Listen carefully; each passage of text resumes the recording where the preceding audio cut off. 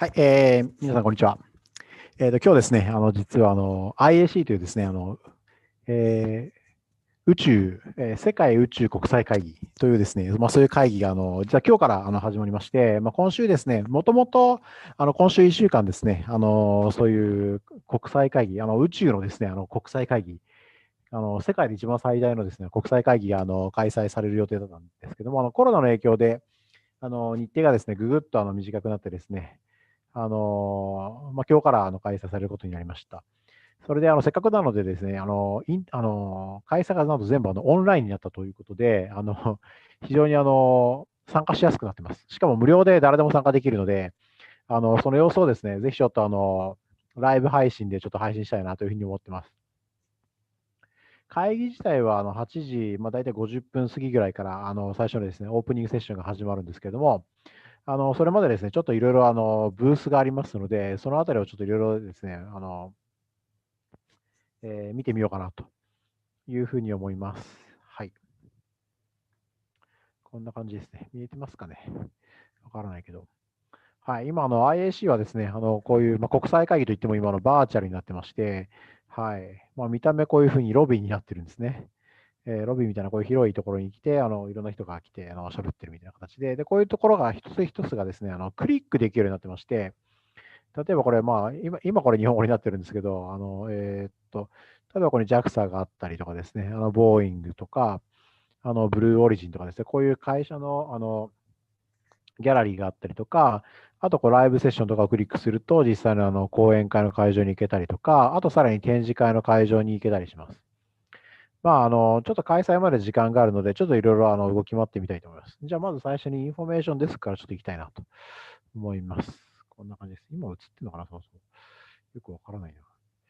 これ、ライブ配信ってやっぱりね、よくわからないんだよね、映ってるかどうかなんか。映ってますかね、なんかわからないな。見えてますかね。どうなんでしょう、わかりませんけど。はい。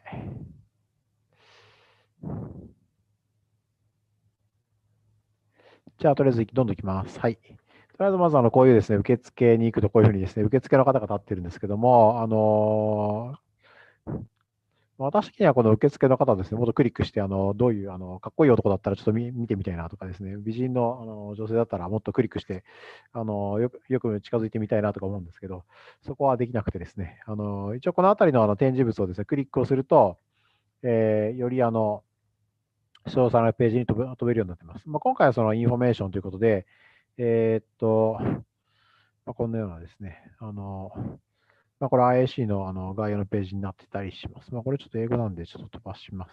はい。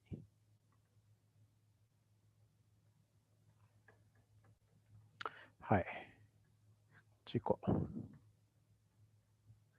こうやっても好きなところにどんどん飛んでいけるというのがやっぱりバーチャルのいいところですね。で、一応分かりやすくするために、一応Google のですね、自動翻訳で日本語にして表示しようかなと思います。はい。ということで、いきなりこういうところに行くと何が書かれているかというと、ドバイで開催される、来年はですね、2021年はドバイで開催されるんですけども、そこで、また発表してくださいということを言ってますね。そんなような内容です。このあたりは。あと、チャットがあったな。あとですね、こういうチャットがありまして、ここで例えば質問したいこととかがあったら、こういうところで聞けるし、多分全体会議っていうところをクリックすると、これちょっと、英語なので、あんまり説明はしないんですけど、ここで全体に向けてですね、何か聞きたいこととか質問とかがあったら、こういうところに聞けるし、あと発信もできるということですね。で、アストロスケールさんってはこれ実は日本の会社なんですけれども、えーっと、My name is Maximilian Belset よくわからないんですけども、なんと、ユニバーシティオブ東京なので、東京大学で勉強している学生さんが投稿しているみたいです。みたいな感じで、日本人も結構ですね、いろんなところで見たりします。はい。で、出展している企業がですね、こういう感じでずらーっといっぱい出ていてですね、はい。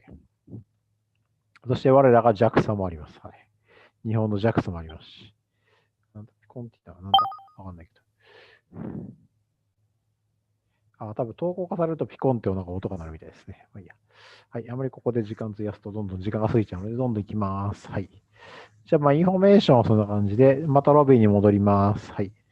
そうしてですね、先にライブセッション行ってみると、一応こういう形でですね、講演が、ライブ形式で、ちゃんと観客もいっぱい座っていてですね、ちゃんと場所も、離れてですね、コロナ対策をしながらちゃんと座っているというような絵がですね、こういうふうに出ていて、おそらく時間になると、ここから、画像が始まるんじゃないかなというふうには思います。はい。なんだ。あと13分ぐらいなので、もうちょっとすると始まるので、また後で来たいと思います。はい。で、ここからがすごいのが、バーチャルエキシビションということで、ここからちょっと展示会の方をですね、見ていきたいというふうに思います。よいしょ。で、ここはですね、その展示会、展示ホールなんですけれども、ずらーっとですね、本当に数多くの企業が実はこういうふうに出ていまして、例えばみんなが知っているところだと、このロッキード・マーチン社ですね。これはアマゾンのですね、ブルーオリジン社と、一緒にですね、月へ向かう企業になります。NASA が4社ですね、4社、何社かちょっと提供してですね、月に向かう企業というのは、指定してるんですけども、そのうちの一つがここになります。なので、ロッキード・マーチンは有名なので、よく聞く、知ってる方もご存知かなと思いますし、あと NASA もありますね。はい。NASA ちょっと行ってみましょうか。ピコンって言った。なんだピコンって。はい、NASA が来ました。やっぱり NASA 国際色豊かで、女性も多いということで、はい。黒人の女性と男性と、黄色人種の女性なんですかね。よくわからないですけど。はい。で、NASA をクリックしてみます。NASA を訪れてみます。そうすると、何があるかというと、なんと女性を、あれ今、女性に出会えるかと思ったら、なんと男性の大きな顔写真が出てくるという。いやー、なんとも言えないですけどね。はい。全然女性がこれのトップにいないという。はい。で、こういうふうに見ていくと、NASA のトップページですね、これは。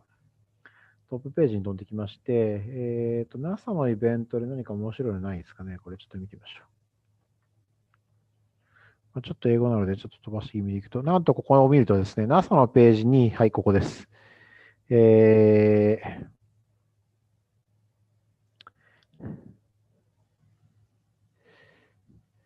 ャパンエアロスペースエクスプロレーションエージェンシー JAXA ミッションあったと、スペシャリスト、総一野口さん。野口さんがですね、これに記載されてます。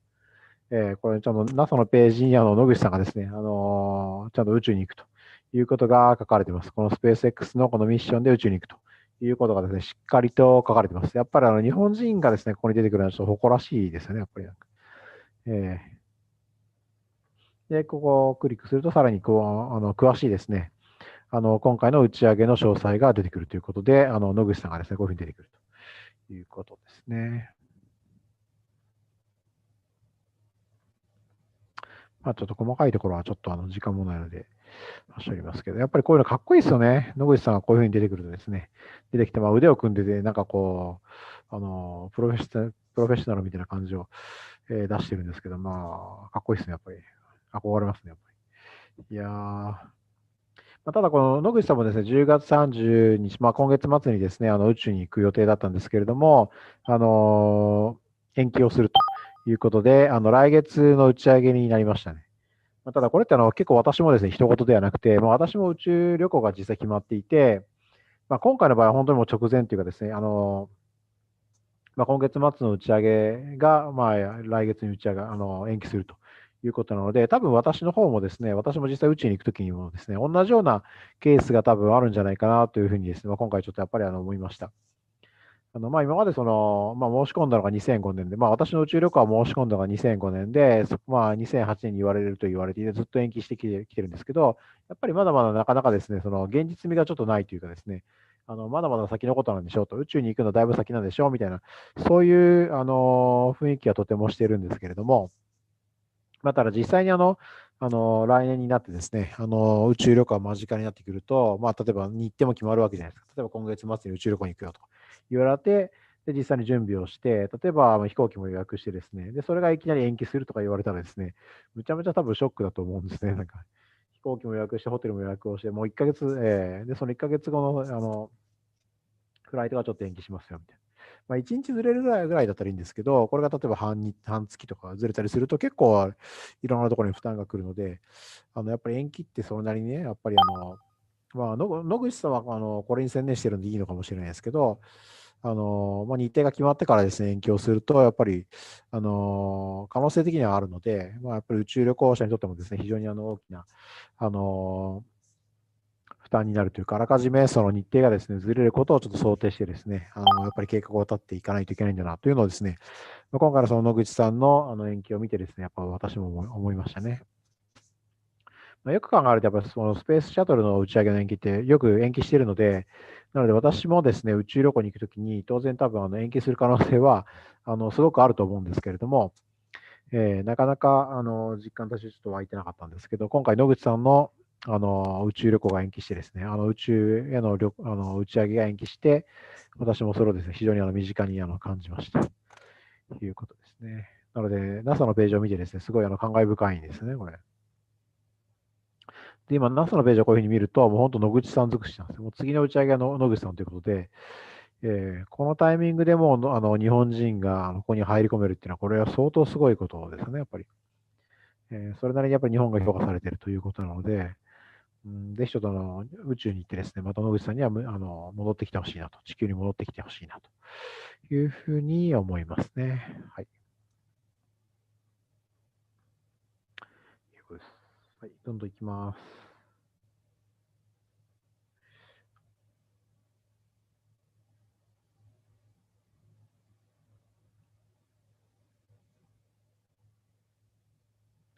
次はESA というですね、ヨーロピアンスペースエージェンシーという、これ要するに日本でいうと JAXA、要するに国の宇宙機関がJAXA だと思うんですけど、ヨーロッパ全体の、宇宙機関がESA というところになります。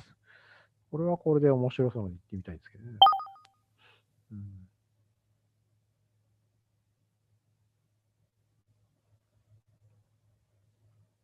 こういうふうに本当にいろんなですね、え会社が出していると、これ出展しているということです。本来だったらこれがリアルで開催されていたので、実際のブースにですね、リアルで訪問することができたんですけれども、今回ちょっとオンラインということで、オンラインでこういうふうにブースが見れるということですね。いや本当にいろんなブースがありますよね。これどんどんいきます。で、ちなみに下に行くとですね、出展者のインデックスということで、なんと、アストロスケールがですね、日本のアストロスケールが2番目に来ているということで、ちょっとクリックしていってみましょう。ほら、アストロスケール。で、日本の会社なので、てっきり日本人が立っているかと思いきや、女性が立っているということで、ちょっとクリックしてみましょうね。行ってみましょうね。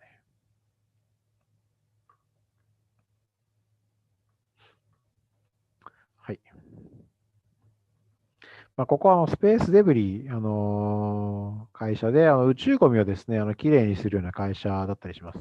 これってでも結構難易度的にはすごく難しいんですけれども、これをやっていかなきゃいけないということで、破片を除去したりとかですね、これがすごいのは終末期サービスということで、え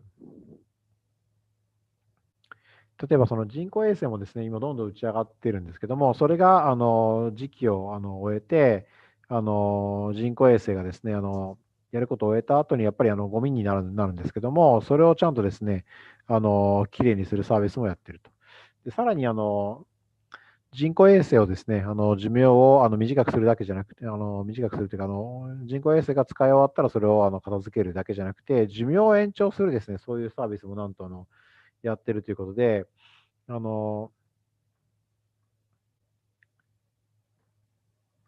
もう人工衛星の制裁与奪をこの会社がやろうとしているというですね、なんかとんでもない、会社で、ここ実は100億以上ですね、調達資金が集まってたりします。はい。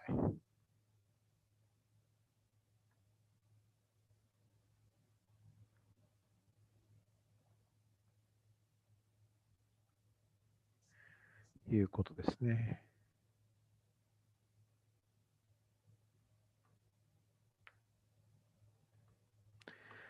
という、非常に画期的なですね、会社がやっぱり日本にあるということで、結構宇宙ベンチャーはですね、日本には相当画期的なベンチャーが多いです。流れ星を作ったりとかですね、宇宙ゴミを片付けるにしたって、結構目立ってます。世界中のところを見てもですね、大体こういうふうに出てきているのって、人工衛星を打ち上げる系が多いんですけども、日本はですね、例えば打ち上げた後の寿命を長くするとか、回収するとかですね、そのメインどころではないところでですね、結構小技を、効かしているというのが、やっぱり、日本のベンチャーなのかなと。逆にそういうところも非常にですね、入り込む余地が数多くあるということですね。JAXA が来たので、ちょっと JAXA 行ってみたいと思います。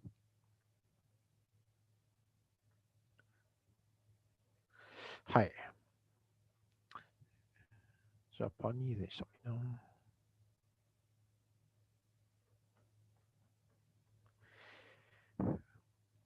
そう、日本語の表紙にするといきなり野口さんが出てくるというですね、英語版だと最初に野口さん出てこないということで、日本語版だとやっぱりその日本国内向けの、サイトになっているということがやっぱり思いますね。単純に英語版だからといって、ただ日本語を英語に直すだけじゃなくて、デザインもですね、やっぱり外国人向けに作ったりとか、日本語版だったら日本人向けに作るみたいなですね、やっぱり翻訳をする人のことを考えてちゃんとホームページを作っているということで、やっぱり全然違うものになってますよね、やっぱ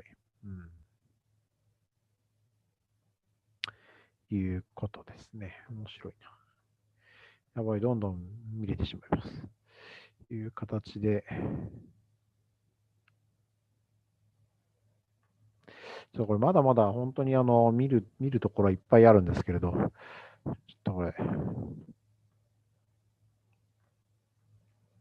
さらに日本だけかと、日本やヨーロッパとかアメリカばっかりかと思ったら、実は中国も出てまして、こういうところですね。ちょっと見てみましょうか。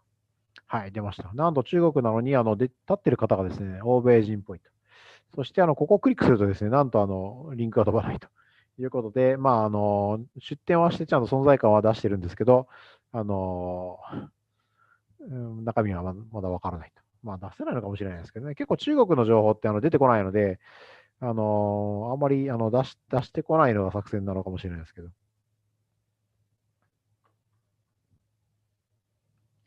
いうことですね。で、ここの出展者の情報のところを見ると、やっぱりもう各国のですね、例えばイタリア宇宙機関という、これもイタリアの、国がやってる宇宙機関だったりとか、イスラエルとかですね、あとドバイとかですね、そういう本当に国家レベルの機関がですね、ずらーっとこういうふうに並んでいる中に、さっきのアストロスケールも入っているということですごいところに入っているなということですね。はい。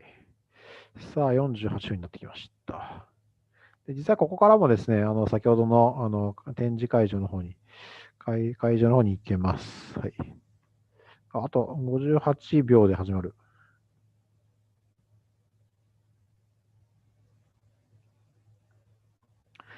あとですね、この上のところのバナーを説明していくと、ライブセッションで、これは、ライブセッションはこれは会議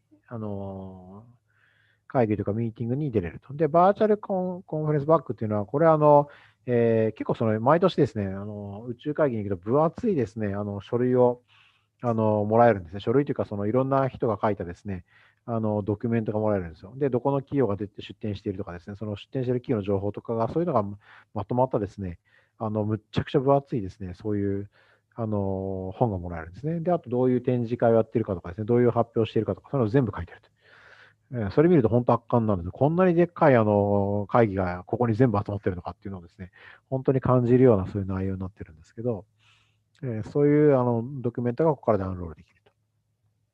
であと私にメールとか送ってきている人がいれば、ここにメールが届くと。であとネットワーキングというのは先ほどの、チャットができるようなところでして、ここで、ジェネラルディスカッションということで、え自分のことを紹介したりとか、なんか好きなことみんな言ってますね。Good day to everyone from London. ロンドンからこんにちはみたいな。チャワトゥッティ、こんにちはみたいな。anyone from Pisa, ブナ、ブナジョルナータ。まあ、こんにちはっていう挨拶をして、ピサからですよみたいな、そういう感じ。まあ、挨拶ばっかですね。ジェネラルディスカッションなので。まあ、そういう感じで気軽にですね、チャットで、出会うこともできるし、直接こういう企業にですね、質問することもできると。アストロスケールということですね。はい。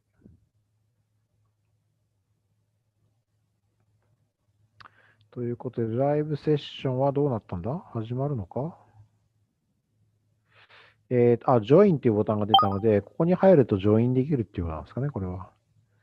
じゃあ、ジョインしてみましょうかね。どうなるんだろう。見えてんのかな、これ。やばい、これ全部英語だから、IEC 2020, the Cyberspace Edition. Since its first edition in 1950, and every year since, the International Astronautical Congress has been the time and place for the entire space community to gather and discuss, share ideas, and cooperate for the benefit of all humanity.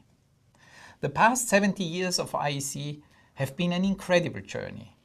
Thanks to our amazing community, we have been able to grow, experiment with new formats, expand our global reach to new communities, and create an even more inclusive space event. This year, we faced a new challenge that quickly turned into a great opportunity to reach out even further to new regions, communities, stakeholders, and space enthusiasts. By hosting the we are able to open our doors and offer our enormous network everywhere without paying a registration. This is also thanks to our generous sponsors and exhibitors who contributed to making this event possible. This IEC will be the first ever Congress to be produced and delivered from our home base, the IEF Secretariat in Paris. A few months ago, who would have thought that we would be able in the position of offering a real Congress composed of all the main elements that make the IEC such a unique event. But we took up the challenge, and for the past few months, we have worked continuously to deliver the program we had imagined to offer to you. Given the multifaceted nature of the IEC, I have to admit it was not an easy task to find a platform that could adapt to all our needs and that would give you a full Congress-like experience, but we did it. In the next 3 days, you will attend, as part of the live session, opening and closing ceremonies, plenaries, highlight lectures, IEF Global Networking Forum sessions, and special sessions, just like you do at every IEC. In addition, you will also have a 24 hours access to an online technical presentations gallery with over 1,300 video lectures, and you will visit a virtual exhibition with over 30 interactive booths. The live program is further enriched by a press conference, a networking event, several promotional announcements, and the IEF awards ceremonies. Let me now quickly introduce the program of the first day of this virtual Congress. Following our tradition, we have tried to dedicate each day to an overarching theme, and today it is Space Agencies Day. After the opening ceremony, we will dive into the discussion with the leaders of the major global space agencies. In our traditional Heads of Agencies plenary, moderated by our President, Pascal Ehrenfreund, together with our past President, Jean-Yves Le Gall, who is now serving as IEF Honorary Ambassador and Special Advisor on Agencies Relations. The plenary will immediately be followed by a Heads of Agencies press conference with live questions from journalists. Next to come, the first special session, which will focus on the contribution of space services and applications in response to the COVID-19 pandemic, moderated by our IEF Vice President for Emerging Countries and Developing Nations, Balanathan Munsami. To follow, the first IEF Global Networking Forum session on Earth observation technologies in the age of climate change, organized by the IEF member and our distinguished IEC 2020 anchor sponsor, the German Aerospace Center DLR. We will then move to the first highlight lecture, featuring a presentation from the Changi 4 mission leaders, represented by Dengyun Yu, the Deputy Director of the Science and Technology Committee of the China Aerospace Science and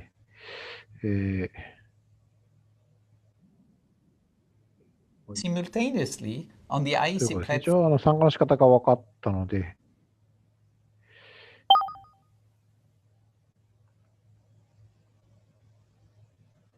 ただこれだけじゃなくて、なんかいろんな発表が同時にあるということみたいですね。プレイってあれなんだこれ。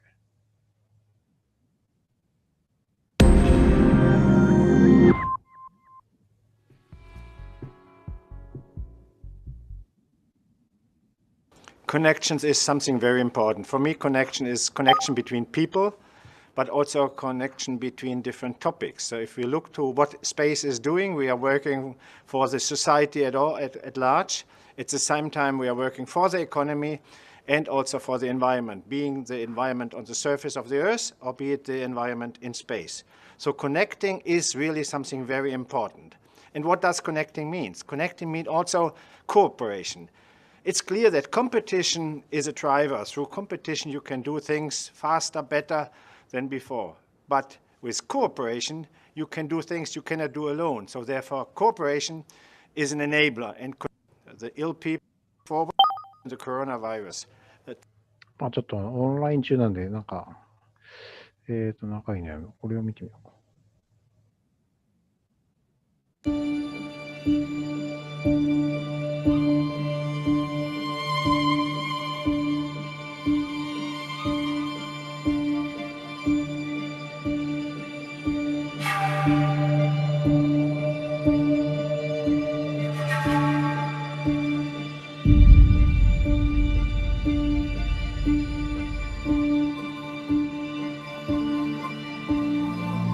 まあ宇宙で生活をするときだ。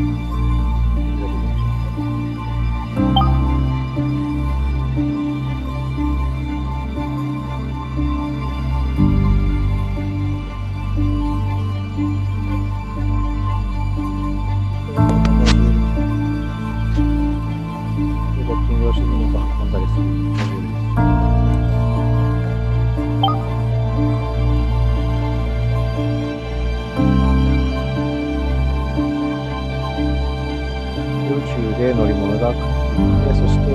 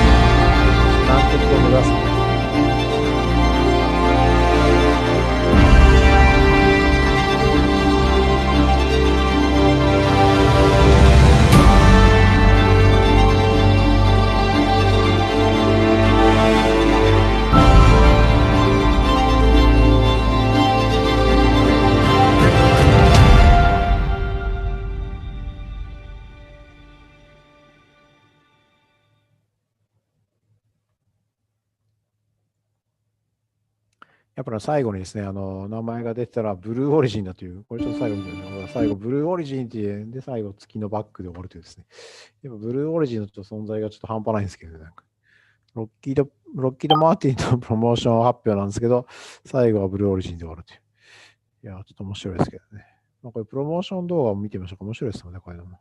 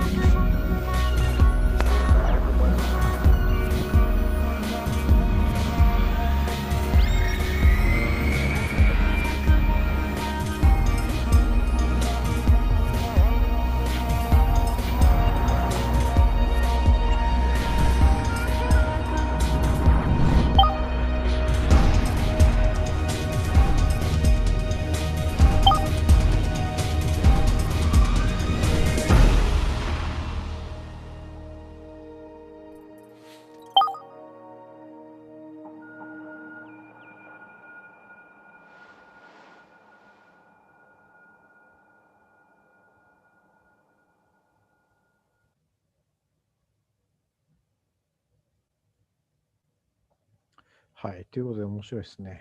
はい。オープニングセレモニー始まりました。ちょっと見てみましょう。Astronautical Federation, the IF. The past few months have been an incredible journey for the Federation, for the Secretariat, and for the entire IF and IAC community. As you might know, the IF was founded to build a bridge in one of the darkest and most divided moments of our recent history, the Cold War. Since 1951, our goal has been to offer space people a platform to connect, share ideas, and grow together. Since 1951, the organizations and the people who believed that space cooperation should go beyond geographical and political borders have met every year at the occasion of the International Astronautical Congress to discuss and share knowledge and to facilitate global partnerships for the benefit of humanity. The history of the Federation is a history of constant growth and innovation. Originally founded by 10 organizations, the IF counts today 407 members from over 70 countries from all over the world and covering all space sectors and domains.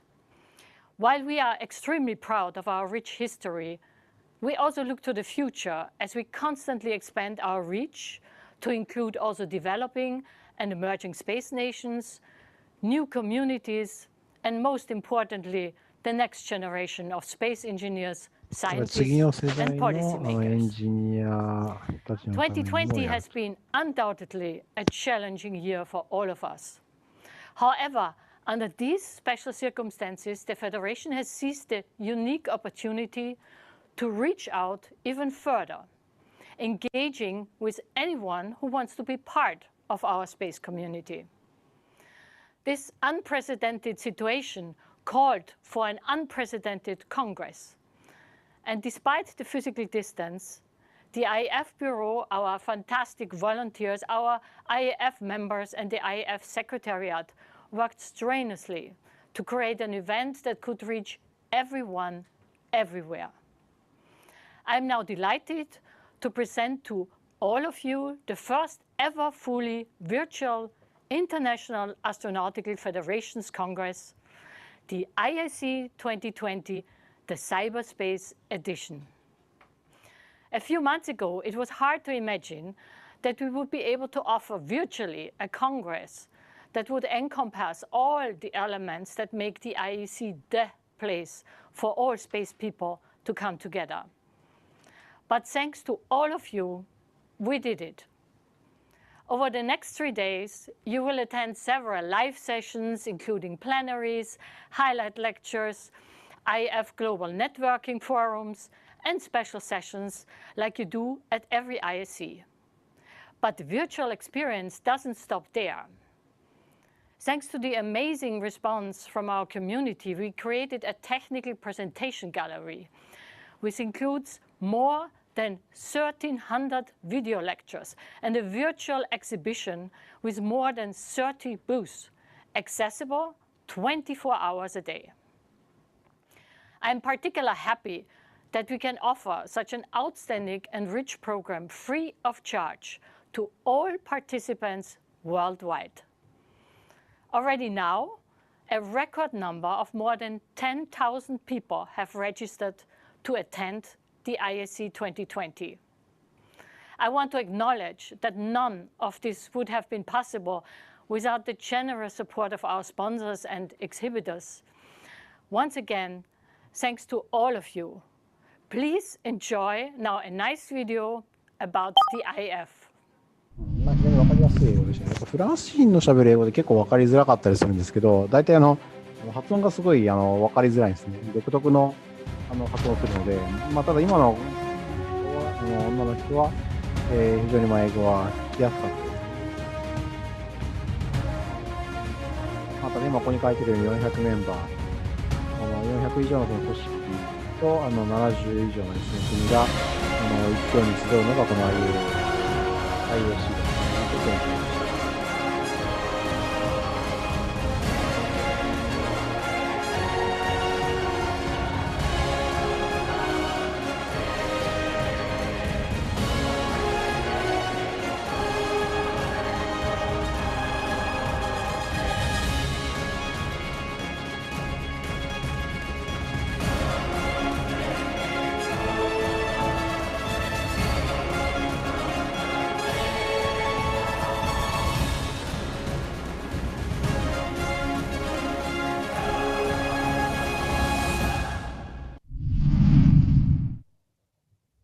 Well, I hope you like the music of these videos, as this is the newly created IAF anthem. You will be hearing it a lot over the next few days. It is now my great pleasure to connect you beyond the borders of our planet to Ivan Wagner and Anatoly Ivanishin, speaking to us from the International Space Station. Ivan, Anatoly, welcome to the IC 2020. It is an honor to have you with us.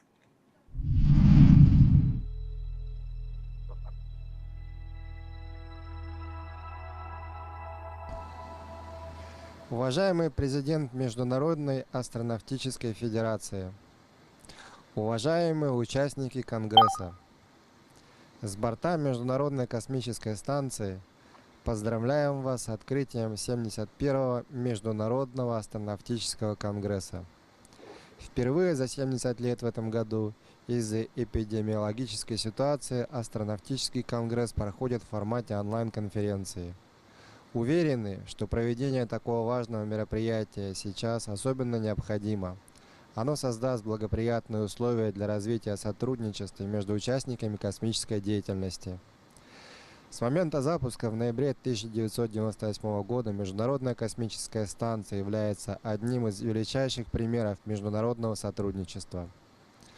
Облетая вокруг Земли каждые 90 минут, МКС представляет собой крупнейшую из реализованных программ мирного сотрудничества.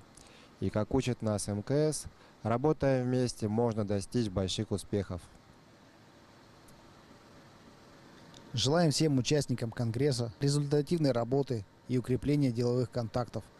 И приглашаем всех вас принять участие в Международной космической конференции по исследованию космического пространства Global Space Exploration Conference, организуемой корпорацией «Роскосмос», совместно с Международной астронавтической федерацией, которая состоится в период с 14 по 18 июня 2021 года в России, в Санкт-Петербурге. Участие позволит не только пообщаться друг с другом по актуальным вопросам и выстроить партнерские отношения, но и даст возможность насладиться нашей северной столицей, ее красотой и гостеприимством. До скорой встречи в Санкт-Петербурге. Космонавты Роскосмоса Анатолий Иванишин и Иван Вагнер.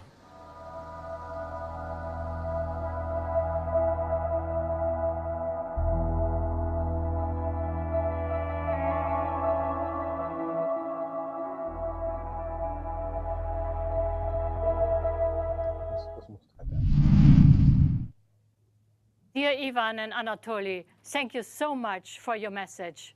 We very much look forward to CLEX 2021 and discuss what the future of space exploration has to offer. Speaking of the future, next year the ISC will take place in Dubai. And I'm honored to give the word to Salem Al-Mari, Assistant Director General of the Mohammed bin Rashid Space Center, connecting from Dubai. Ladies and gentlemen, a very warm greeting from the United Arab Emirates.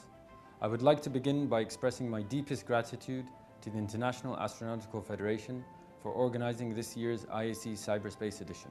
Since its inception, the International Astronautical Federation has been actively encouraging the development and support of the space industry globally.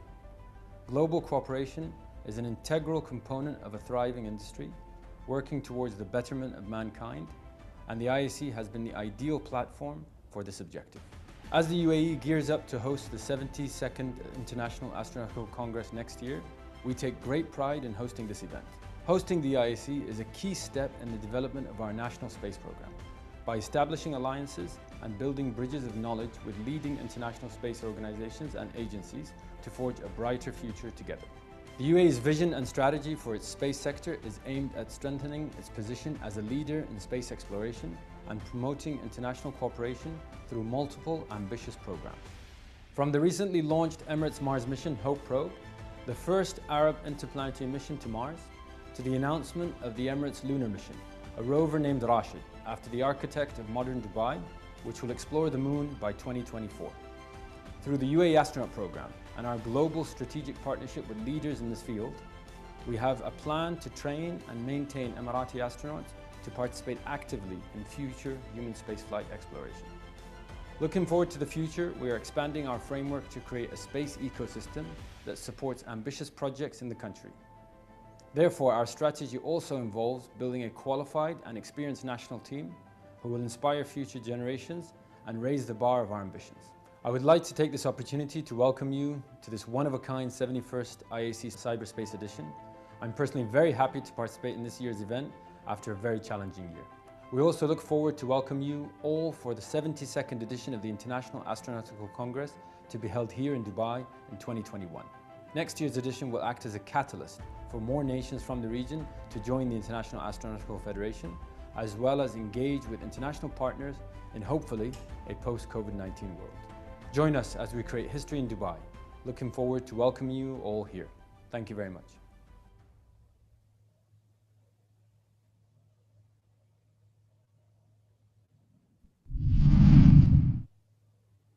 Thank you, Mr. Almari, joining us from Dubai today.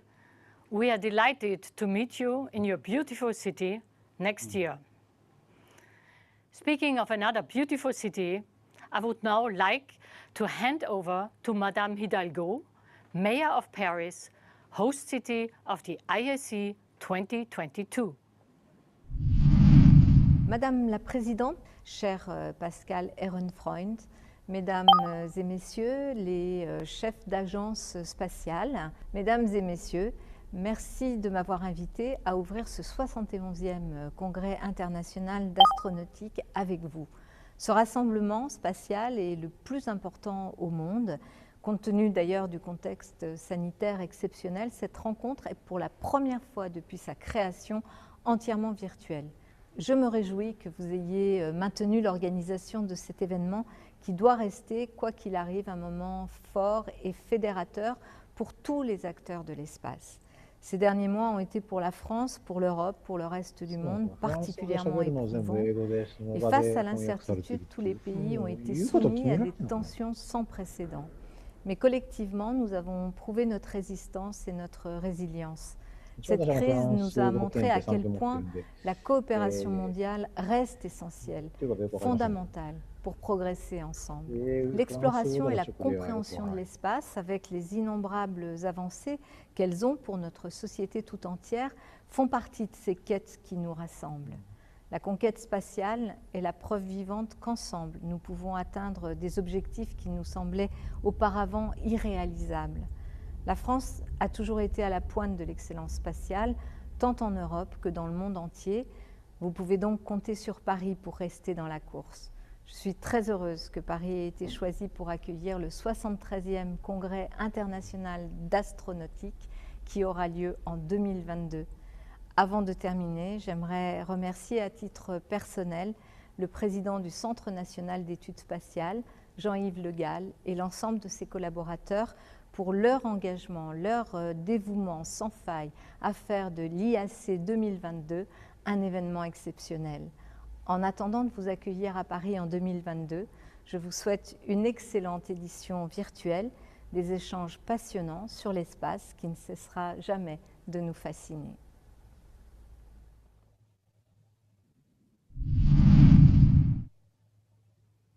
Madame Hidalgo, thank you for these nice words.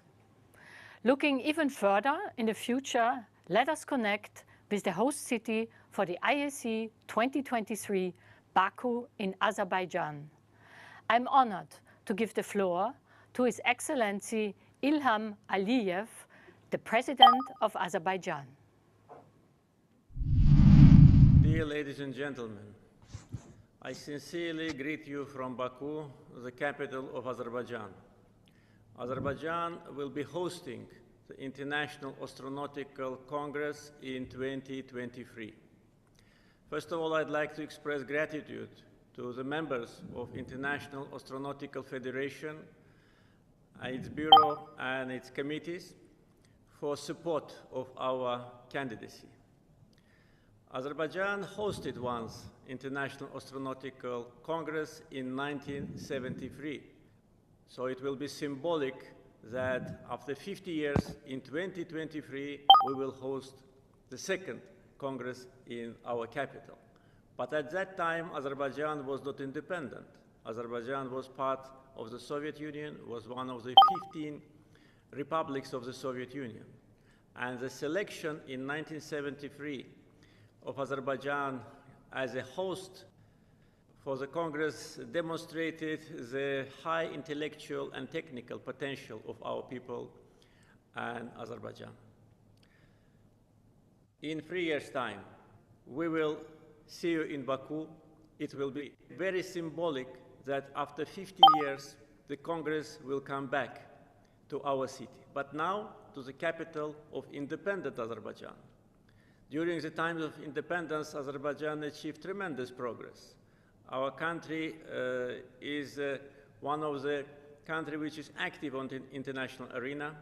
Today, Azerbaijan is chairing the second after United Nations international body, the non-alignment movement.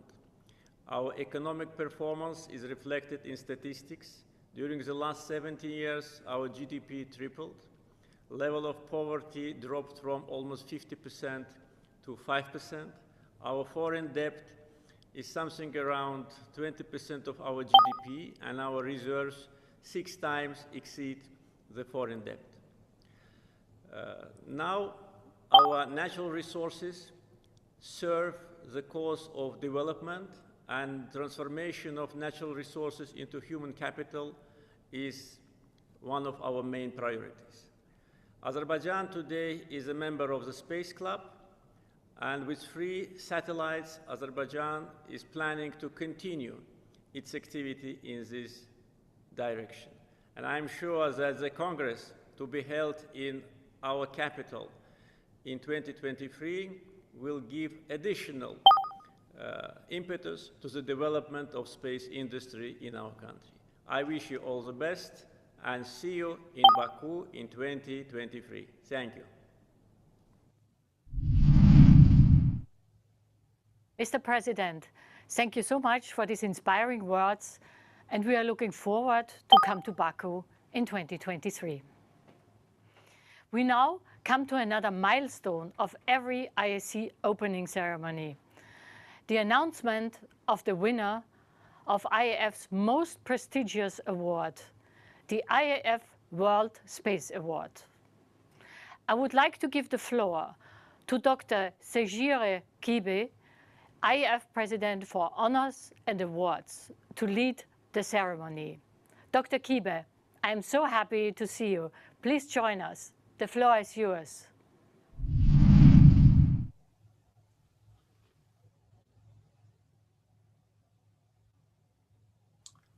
Thank you, Professor Ehrenfreund.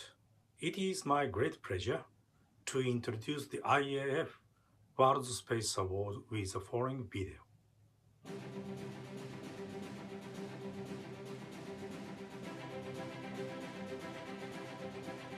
The IAF World Space Award is the Federation's most prestigious award, presented for exceptional contributions in space science, space technology, space medicine, space law, or space management of exceptional impact to the world's progress in astronautics. At the IAC 2013, the first ever recipient of the IAF World Space Award was Edward Carroll Stone. 3 years later, in 2016, Yuri Koptev won the award. In 2017, Charles Frank Bolden received the IAF World Space Award. In 2019, the IAF World Space Award was presented to the Apollo 11 crew.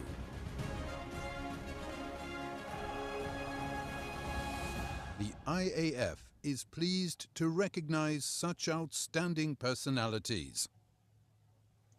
It is my distinct honor to announce this year's winners of the IAF World Space Award. Changi 4 mission leaders: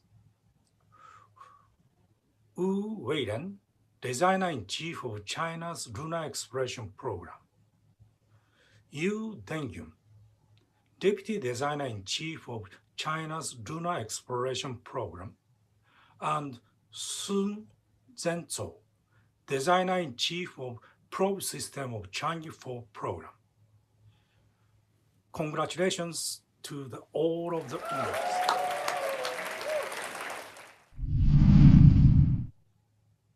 Congratulations. The Chang'e 4 moon mission is outstanding. I'm impressed by the fantastic work and ambitions led by Wu Weiren, Yu Dengyuan, and Sun Seju. I think there's someone else who would like to congratulate you. Hello, Beijing. I know it is quite late on your side of the world, so it is very nice to see you all connected from the headquarters of the Chinese Society of Astronautics. And let me now give the floor to the IAF World Space Award winners. We sincerely thank President Dr. Pascal and Vice President Dr. Kiba for presenting us this valuable award. It is regret that Mr. Wu Weiren is not able to record the video because he's now in the hospital. He also entrusts me to convey his sincere gratitude to you. The Chang'e 4 program team are very honored and pleased to receive the IAF's most prestigious award, World Space Award. This is a great recognition of the Chang'e 4 team, as well as the China's space community. Along with the space professionals worldwide, we will keep working hard to make a contribution to the space development of mankind. Congratulations once again on this great achievement and success. On behalf of the IAF, I would like to present to you the IAF World Space Award Medal dedicated to the Chang'e 4 mission leaders. I look forward to hand over this award to you in person at the next possible occasion. It is now with great pleasure that I would like to spend a few words thanking our sponsors whose support has been crucial in the organization of this IAC 2020. In particular, I would like to thank our anchor sponsor, the German Aerospace Center, DLR, for trusting the Federation since day one of this endeavor and for the meaningful support provided over these past months. I'm delighted to welcome Anke Kaiser-Pizzalla, Chair of the Executive Board of DLR, to address you. Mrs. President, dear Pascal Ehrenfreund, distinguished representatives, fellow participants. As Chair of the German Aerospace Center Executive Board, I'd like to welcome you to the International Astronautical Congress 2020 Cyberspace Edition. I'm delighted to be able to address you today, despite the current global circumstances. The IAF is providing this platform for us to share our ideas and explore the theme IAF Connecting All Space People. Over the next few days, we'll have a chance to engage in fruitful discussions and hear from stakeholders from all over the world. Although we won't be meeting face-to-face this year, I am really looking forward to gathering many valuable new insights. DLR is proud to be taking part in this event. As a National Space Agency and Research Center, we conduct cutting-edge scientific and engineering research. We collaborate with national and international partners in government, academia, and industry. At DLR, we are actively dedicated to achieving the targets and the United Nations Sustainable Development Goals. 2020 has clearly shown that climate change is a growing threat for the whole world. As a society, it's our duty to continue to monitor and mitigate the effects of these changes to our planet. We can do this by making the most of the unique possibilities offered by space technologies. With this in mind, I'd like to invite you to the DLR GNF panel debate later today. And throughout the coming week, Our team at the virtual DLR stand will be happy to talk with you about all our current and future activities. Once again, welcome to IAC 2020 and thank you for joining us. Thank you very much, Anke. I would also like to express my sincere gratitude to our premium sponsors, and please allow me to mention them. Our platinum sponsors, Lockheed Martin and the European Space Agency. Our gold sponsor, Northrop Grumman, and our silver sponsors, Boeing, Blue Origin, Airbus, JAXA, Glove Cosmos, the Italian Space Agency, Maxar Technologies, and Dragonfly Aerospace. A big thank you goes also to all of our numerous sponsors. I will not be able to mention you all, but please know that we are extremely grateful for your continuous support. On behalf of the IAF, thank you.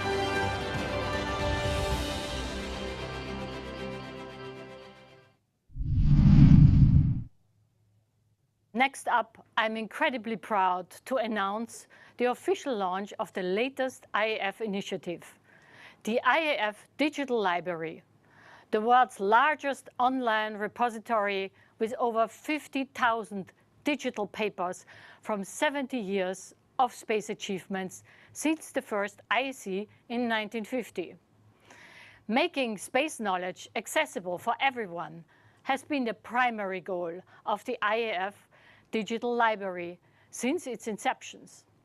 We also take it as our duty to bridge the space and digital divide and facilitate e-learning, research and publication, allowing our space community to succeed in the coming challenging decades.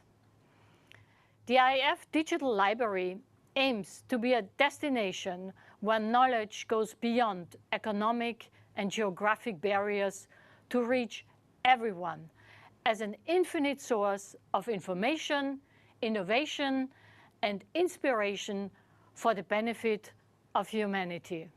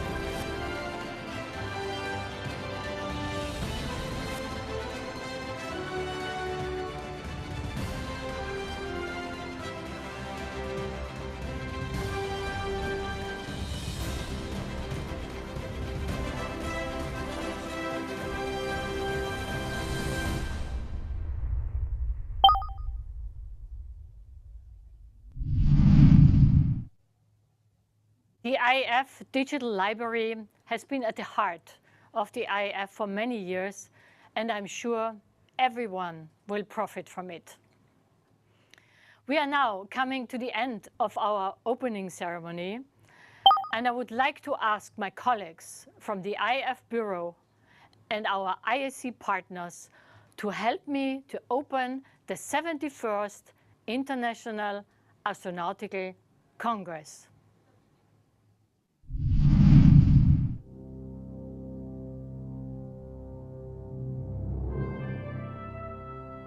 Greetings from Paris, France.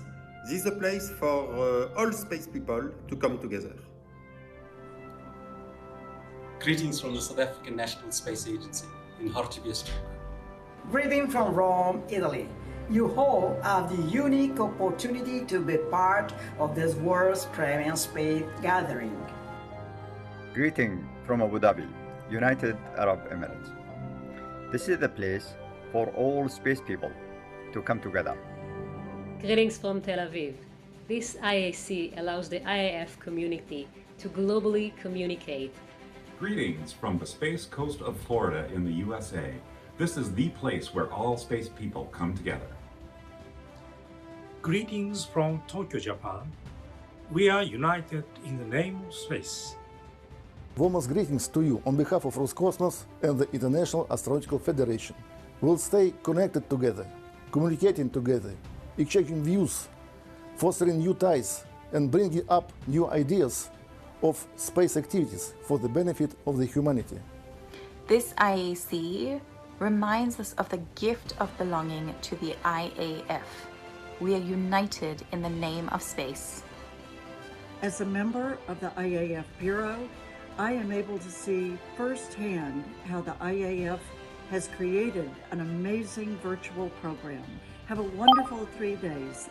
For the first cyberspace edition of International Astronautical Congress 2020, greetings from Thiruvananthapuram, India. This first cyberspace edition is made for you. Welcome to the 71st International Astronautical Congress. Greetings from Beijing, China. Greetings from Oslo, Norway. I'm so honored to be with you today. Welcome to the 71st International Astronautical Congress. Greetings from Rome, Italy. It's great to be all together again. We are united in the name of the rule of law in outer space. We, the global space community, remain united and eager as ever to continue our common travel into the fourth realm of human activity. We are embracing resilience by being connected together. We are united in the name of space. Hello from Washington. Welcome to the 71st International Astronautical Congress Cyberspace Edition, where we're connecting all space people. Greetings from the IAF Secretariat. This is the first time the IAC is produced and delivered to you from our homepage, the IAF Secretariat in Paris.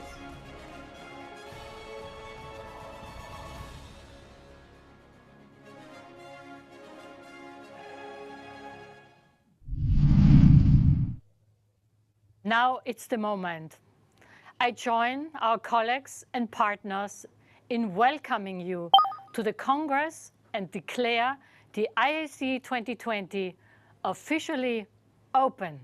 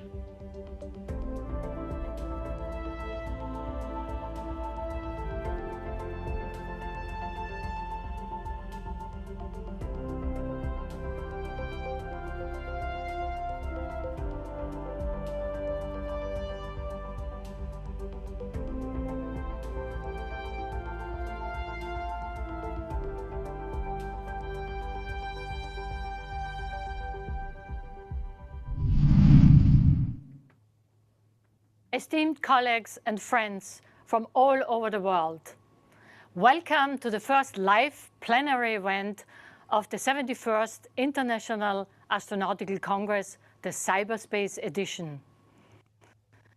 Despite the new format of this year's Congress, we wanted to keep some of the most iconic IAC traditions, and we kick off these 3 days with one of the highlights of the IAC plenary program, the Heads of Agencies Plenary. In our capacities as IAF Honorary Ambassador and as the IAF President, respectively, Jean-Yves Le Gall and myself will be moderating today's plenary live from the IAF office here in Paris. All other speakers will be connected live from their homes and offices all around the world. This year, in these challenging times, it will be specifically interesting to hear from the leaders of the space community and to feel that despite the physical distance, the space community still gathers around common goals. For quite some time now, we have realized that space endeavors, especially those focusing on space exploration, are more successful when conducted as a collective and international effort. And I'm looking forward to hear what exciting plans and projects our eminent speakers will share with us today. Before diving into the discussion, let me share with you some logistics. Towards the end of the session, we will be collecting questions from the audience through the IAF app. So please download the app and follow the instructions on the screen to register for the panel and ask your questions. Let me now hand over to Jean-Yves. Hello the world, and thank you, Pascal, for the introduction. Without further ado, I would like to introduce you today's distinguished speakers. So I will start with Jim Bridenstine, Administrator of the National Aeronautics and Space Administration, NASA. Dmitry Rogozin, Director General of Roscosmos State Space Corporation. Hiroshi Yamakawa, President of the Japan Aerospace Exploration Agency, JAXA. Lisa Campbell, President of the Canadian Space Agency, CSA. Kay Sivan, Chairman of the Indian Space Research Organization. Jan Werner, Director General of the European Space Agency, ESA. And Kejian Zhang, Administrator of the China National Space Administration, CNSA. Now, I would like to dive right into the first round of questions. Jim, I will start with you. Could you tell us what is the importance of international collaboration to NASA as it embarks on the Artemis program? Absolutely, Jean-Yves. And I just want to say thank you to everybody for going forward with the International Astronautical Congress in these very challenging times. I like what Pascal said. This is a space community, and we all know that we can all do more when we work together. And this is the best forum for all of us to get together and talk about what our agendas are and how to achieve them together so that we can all do more than ever before. So I'm very excited about this week, and I look forward to some really amazing dialogues. You know, our friend Jean-Yves, you've done a great job, and I know, you know, Jan Werner has said so many times in the past that, you know, competition is a driver, but collaboration is an enabler. And when we think about cooperation in space and how important it is to the future of space exploration, I would say it's more important now than ever before. And I think that's perfectly exemplified in the International Space Station, where we've had 15 countries operating the ISS now for 20 years with humans on board. We think about the contributions of, you know, the European Space Agency with the Columbus module and so many more things, and the Roscosmos, the Russian Space Agency, with the ability to launch astronauts and cargo to the International Space Station and the Russian segment. We think about you know, the Canada arm and what Canada has provided in terms of robotics, not only on the space shuttle, but now the International Space Station, and eventually the gateway for sustainable access to the moon with reusable human landers. And of course, the Japanese Space Agency with the Kibo module and all of the capabilities that go along with that. We can all do so much more when we work together. The International Space Station, I think, is a perfect example of that. And the good thing is now, when we go to the moon under the Artemis program and onto Mars, we can build on that framework and we can have more collaboration than ever before with new space agencies and space agencies that are wanting to go to the moon and of course onto Mars. So I think there's a lot of room for growth and opportunity, and we're very excited about so many countries coming to the table and saying, hey, we want to go to the moon with you under the Artemis program. So we're just really excited about all of the collaboration that we see within the space community today. Thank you, Jim, for your answer. And the next question goes to Dmitry. Can you please tell us about Russia's plan for future space exploration beyond the ISS? Will you join a cooperation with NASA or other partners, or will you rather rely on a purely national program?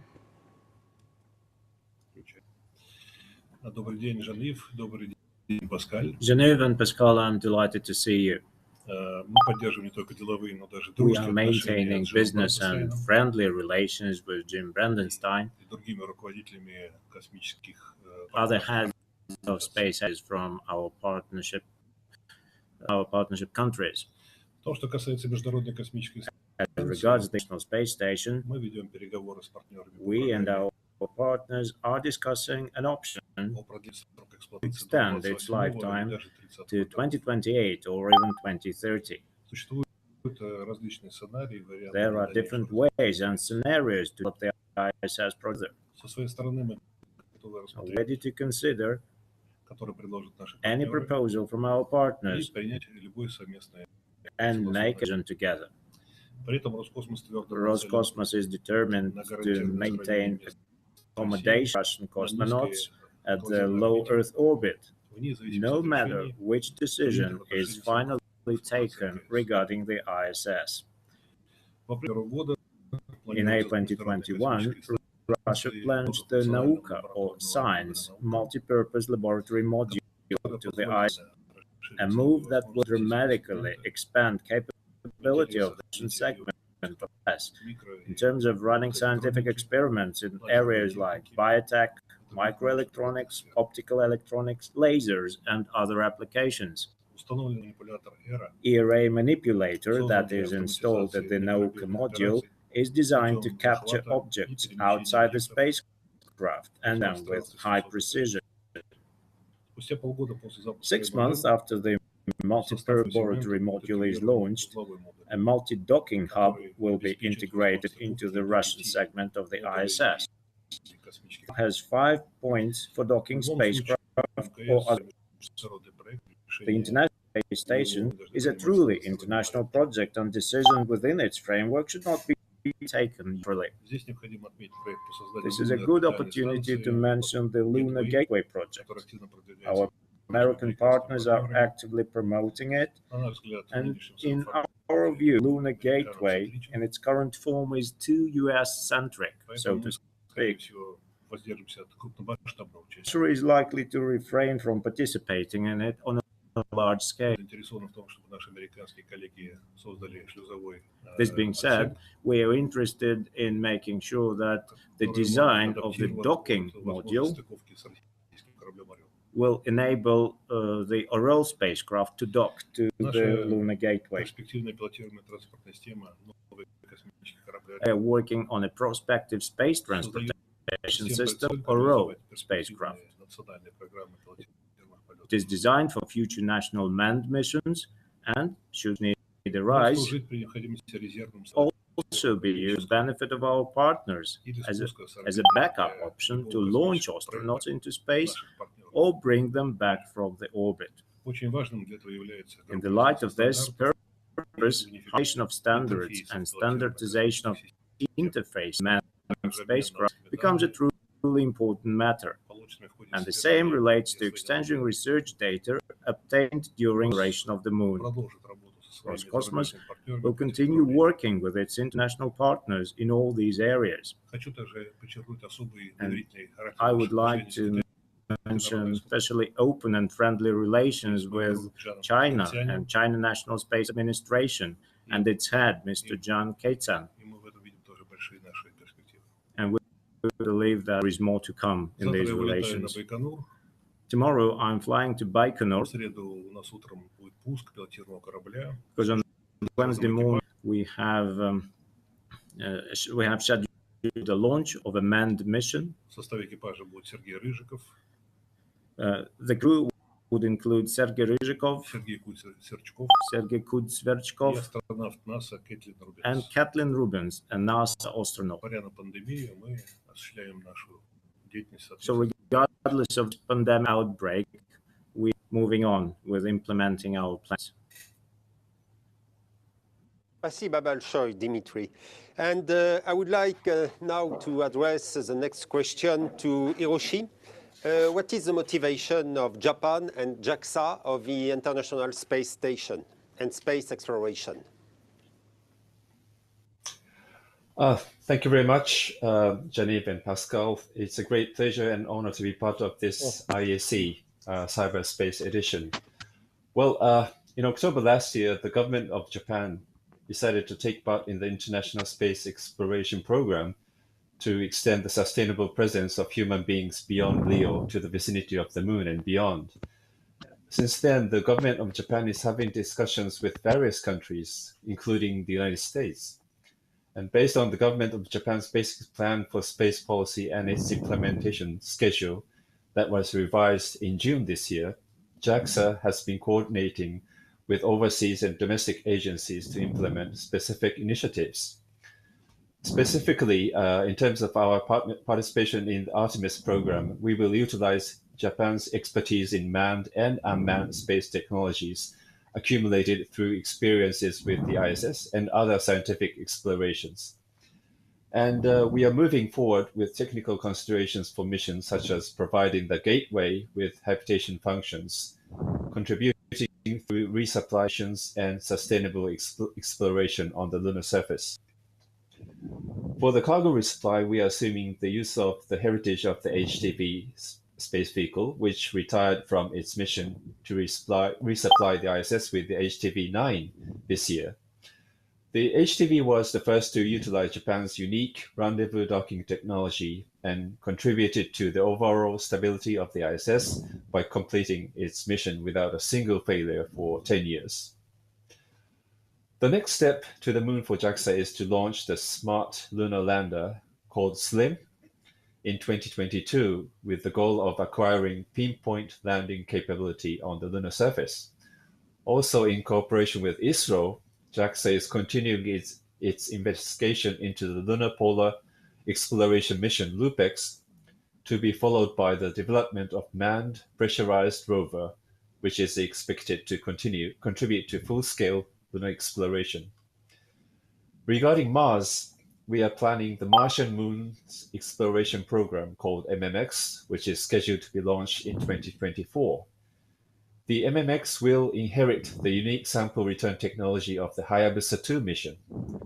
By the way, the Hayabusa 2's sample return capsule is scheduled to return to the Earth on December 6th this year. As for private companies, JAXA is conducting joint research with private sectors, not only for the purpose of applying our research results to space exploration, but also for promoting commercialization and innovation on the Earth and in LEO. Thank you very much. いやー、日本人の、JAXA の、日本の JAXA のトップの方ですね。やっぱり各国の、特徴が出ますよね、やっぱり。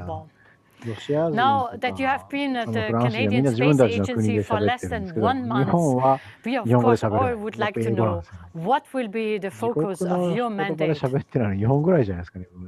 Merci beaucoup, c'est un plaisir de me joindre à vous. This is a significant time for Canada's space program, and it's very meaningful for me to be part of it. I want space to be a true economic engine for Canada and to contribute to not only building back the economy, but building it back better. First and foremost, I'm a public servant, like many of you, and my goal is to improve the lives of Canadians. I see the tremendous potential of space. By searching for solutions to the problems of human spaceflight, for example, we're also providing solutions for pressing challenges on Earth, from remote medicine to smart food production. Canada is a vast country with a relatively small population. We rely on information and imagery gathered by space-based systems to observe and monitor our country. Information gathered from space is now intertwined with major Government of Canada initiatives, from oceans to agriculture. Our space sector is pushing the boundaries of innovation and creating technological transfers to applications on Earth. I want to work closely with international partners and exchange best practices. Whether exploring the universe or observing our planet, we need to do this together to ensure the benefits come back to Earth to solve challenges for future generations. My other goal is to grow our space sector.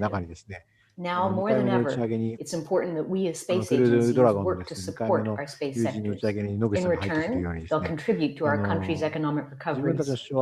Commercial space activities are on the ascent and driving significant new growth. The economic potential is tremendous. We need to show people the impact that space has on their everyday lives. And in today's global context, we need to show its economic potential. We need smart, targeted investments. We need to build a framework that supports the space sector in the current environment. I've been seeing the advancements in other countries, and I'll be looking closely at what steps we can take in Canada to support the creation of that enabling framework.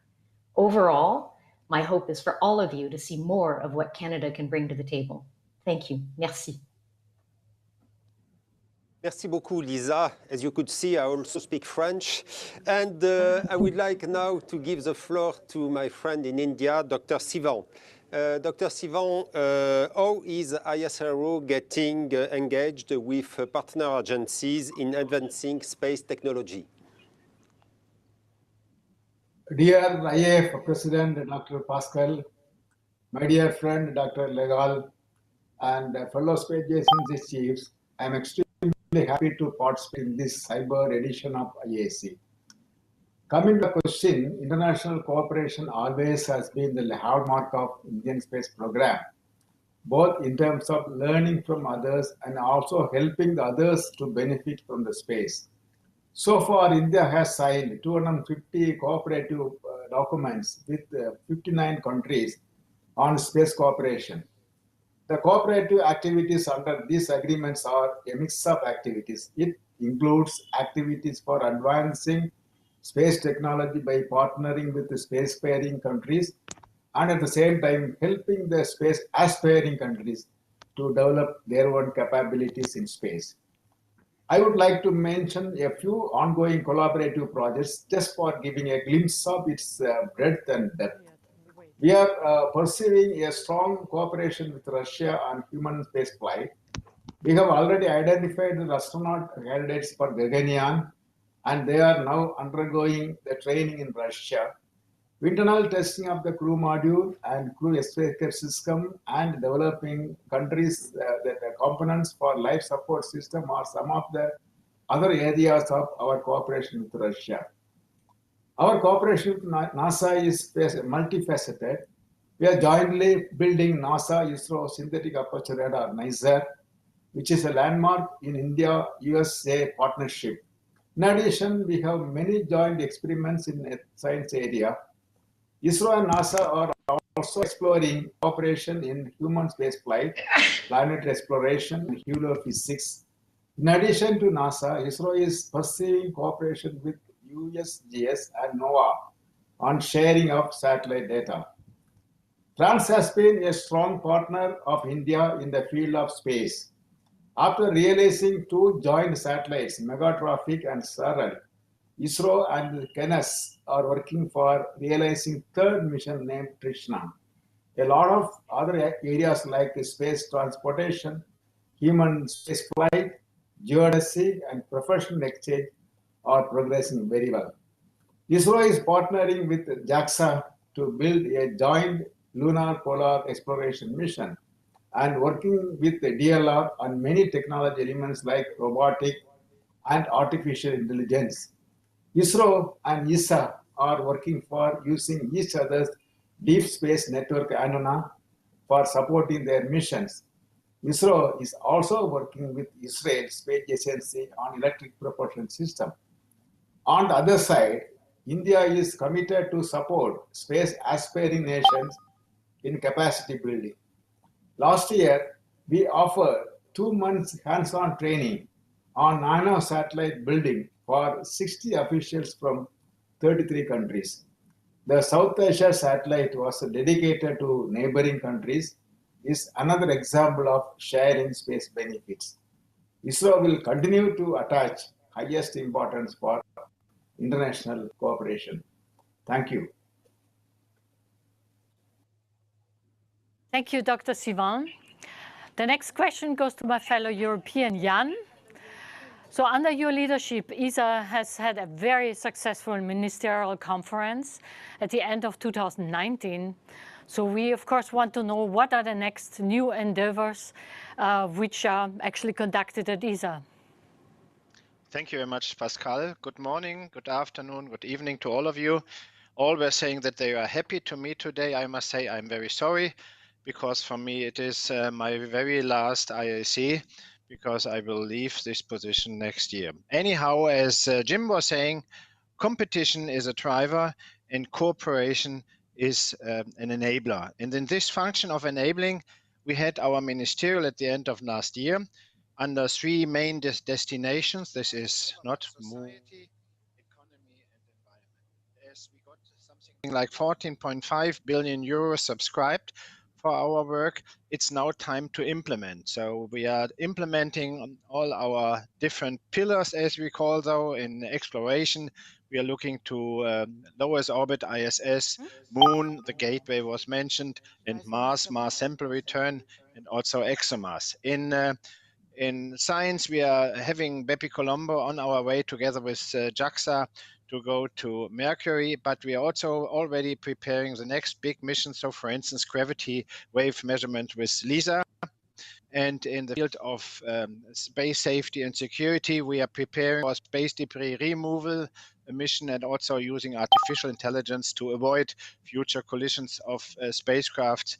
And we are going to L5 to hopefully work together with NOAA and NASA to have a better view on space weather. The applications, this is of course Earth observation with Copernicus, but also the navigation where we implement Galileo, and the question of telecommunication where quantum key distribution is one of our focus. And in the field of enabling and support, the new launcher system, the new launcher family, Ariane 6 and Vega C, but also future developments of space launch systems is in our daily work. But also we are working on Space Rider, a tiny space shuttle I could call. So first of all, our endeavors is to realize all of this. But there is more in the future, because now that we saw what is happening, it's clear that digital transformation, commercialization, and also, again, competition and cooperation is in our DNA for the future.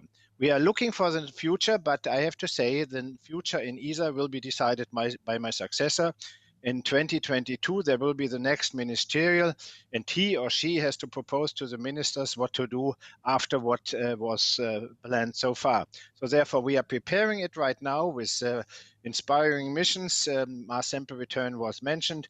We are also looking to other aspects in digital twins, as we call it, so digital spacecraft, digital twin Earth, and digital twin universe, as well as digital twin ESA. So there is a lot of things to be done, much more than you give me time today to speak. Thank you very much. Thank you, Jan, for your vision and your achievements. And the final question of this first round goes to my friend Mr. Zhang from Beijing. What is the CNSA attitude toward international space cooperation?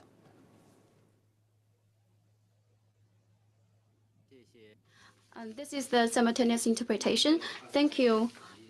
Respected Pascal, President Pascal, Ambassador Legal, distinguished ladies and gentlemen, it's my great pleasure to be at this forum and to discuss with our colleagues about the cooperation in space development. So the theme of this Congress is IAF, connecting all space people. I think this is in line with the philosophy of the China space development. So I very much agree with the President Pascal that if the whole world can actually unite together in the space endeavor, we can actually achieve greater success.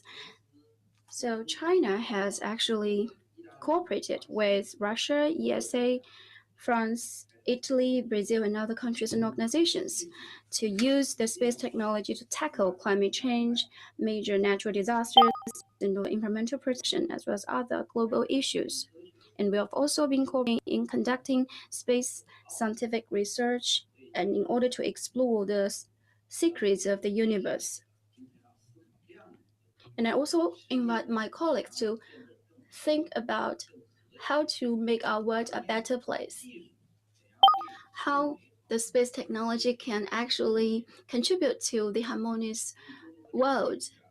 So the CNSA encourage more business and commercial society to actually participate in the R&D and operation of rockets and satellites, and also are willing to open up our infrastructure and technology for this international commercial users. And we'll also stick to the multilateralism, and we would like to use this platform of IAF to actually develop the cooperation with our peers from the other countries, including US, Russia, and Europe, so that we can work together to actually promote the space technology to benefit our economic and social development, and also to kind of make greater contributions to the realization of sustainable development, and also the building of the outer space community with shared destiny for mankind. Thank you. Yeah, thank you very much, Mr. Zhang. We have approximately 20 minutes left. And we actually try to engage now with Slido and look at the questions of the audience. And I think one of the most important question is, and I think everybody really wants to know that, and we would like that you eventually could give us all a brief answer. That is, how did space agencies respond to the COVID-19 pandemic, in particular also using aerospace technologies? So this is something where we would like to have your opinion.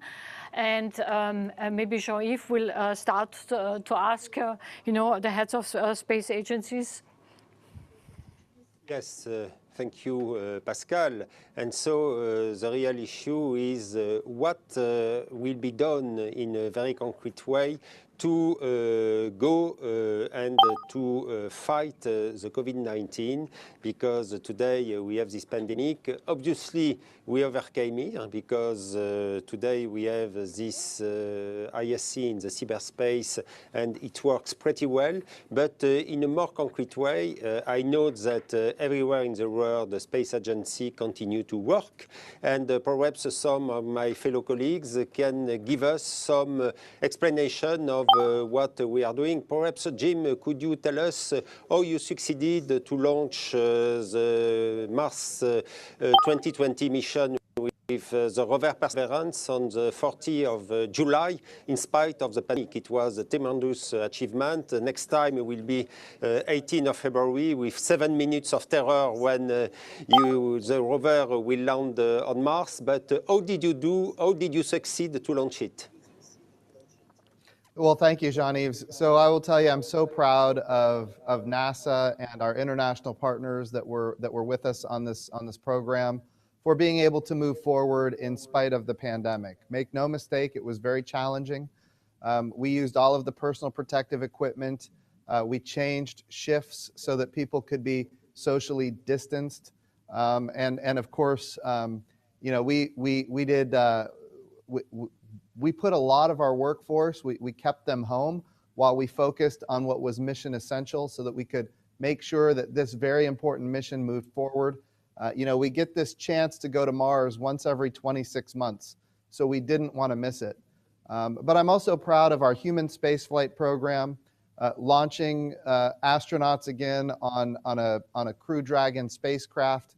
And of course, we're going to be doing that here early next month as well. So I'm very proud of the agency and our international partners who have enabled us to move forward in very challenging times. I will also say that when a lot of our workforce was told that they needed to stay home, they went to work to do some really amazing things.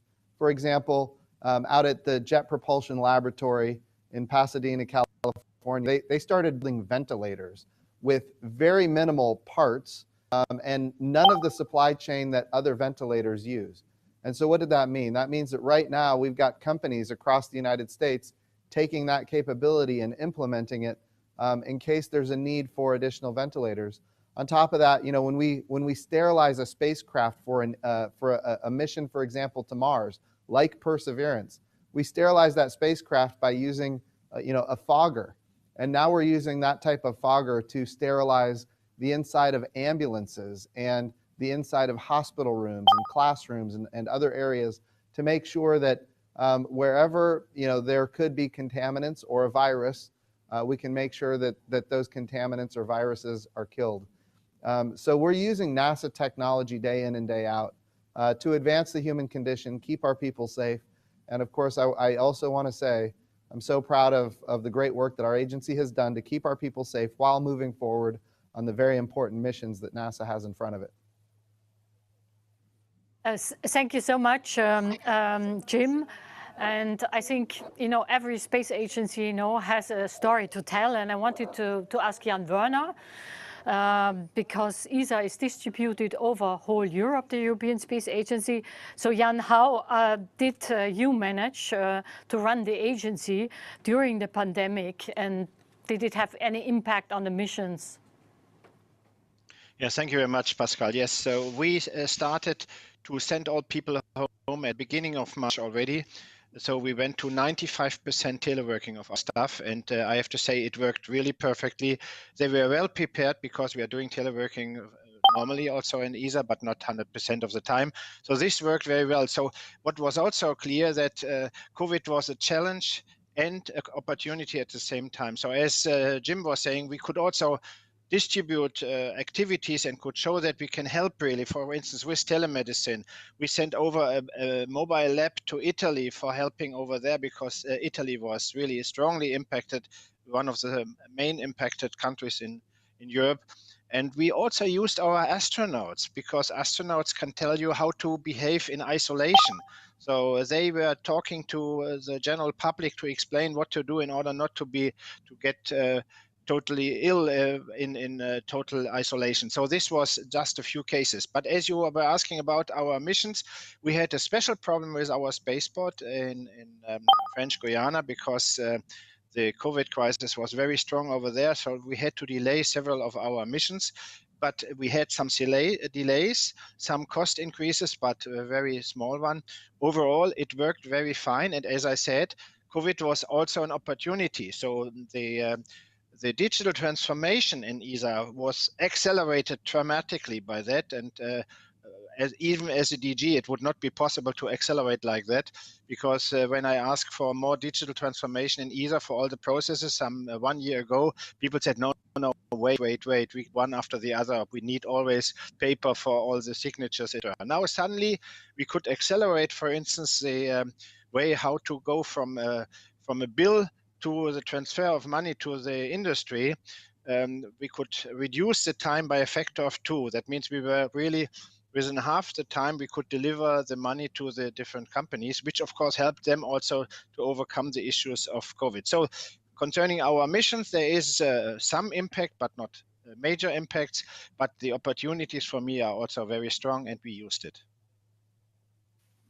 Thank you, Jan, for your statement on the way ESA overcome the COVID crisis, and thank you to have said a word about French Guiana. You know that we had to face a very, very difficult situation. Unfortunately, people at CNES have been severely impacted by the pandemic. One of our staff unfortunately passed away, and thank you to have said a word about that. Now, I would like to give the floor to Mr. Chang from CNSA. Mr. Chang, you always also went to Mars this summer on the 23rd of July with a very impressive launch of Long March 5. And so, in a very concrete way, how did you overcome the pandemic?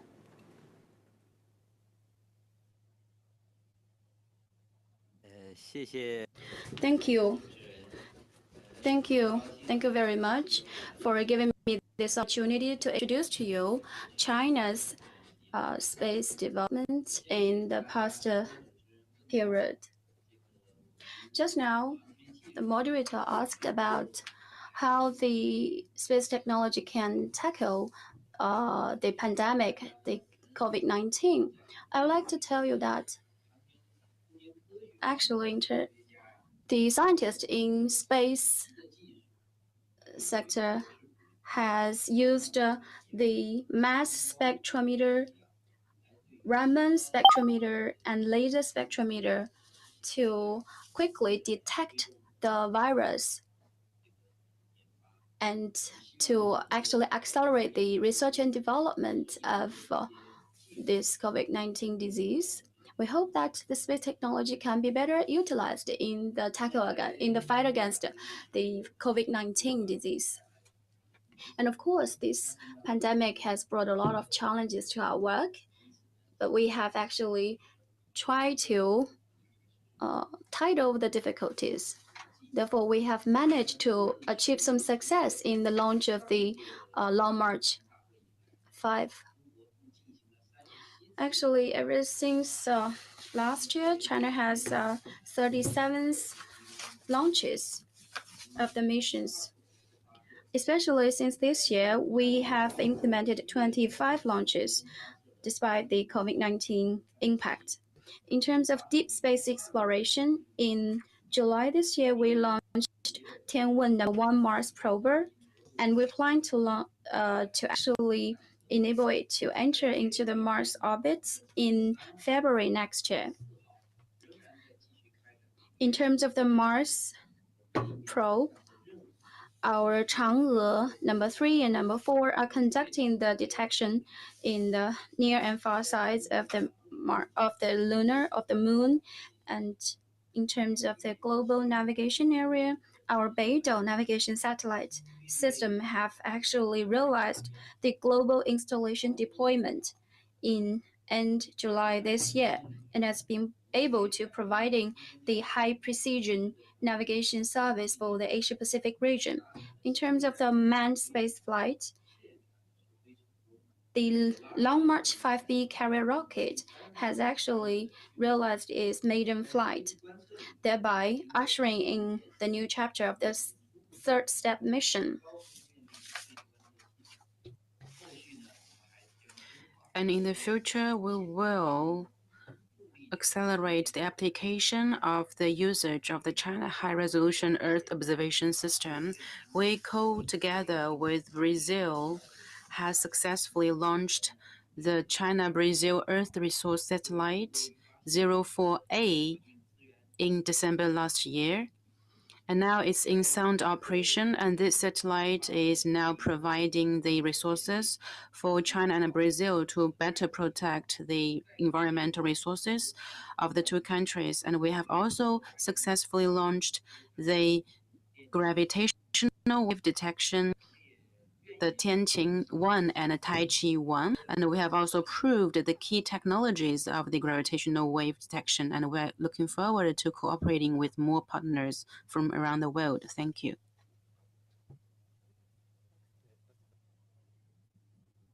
Thank you very much, Mr. Sang. We have many questions and we have very little time, but we have heard now from many agencies how they handled the pandemic, and we will have a special session this afternoon also, which is actually discussing this topic. Later today, this afternoon, I want now to ask Dmitry Rogozin. There's also a question which many people are interested in. Is there a long-term vision for permanent infrastructure on the moon?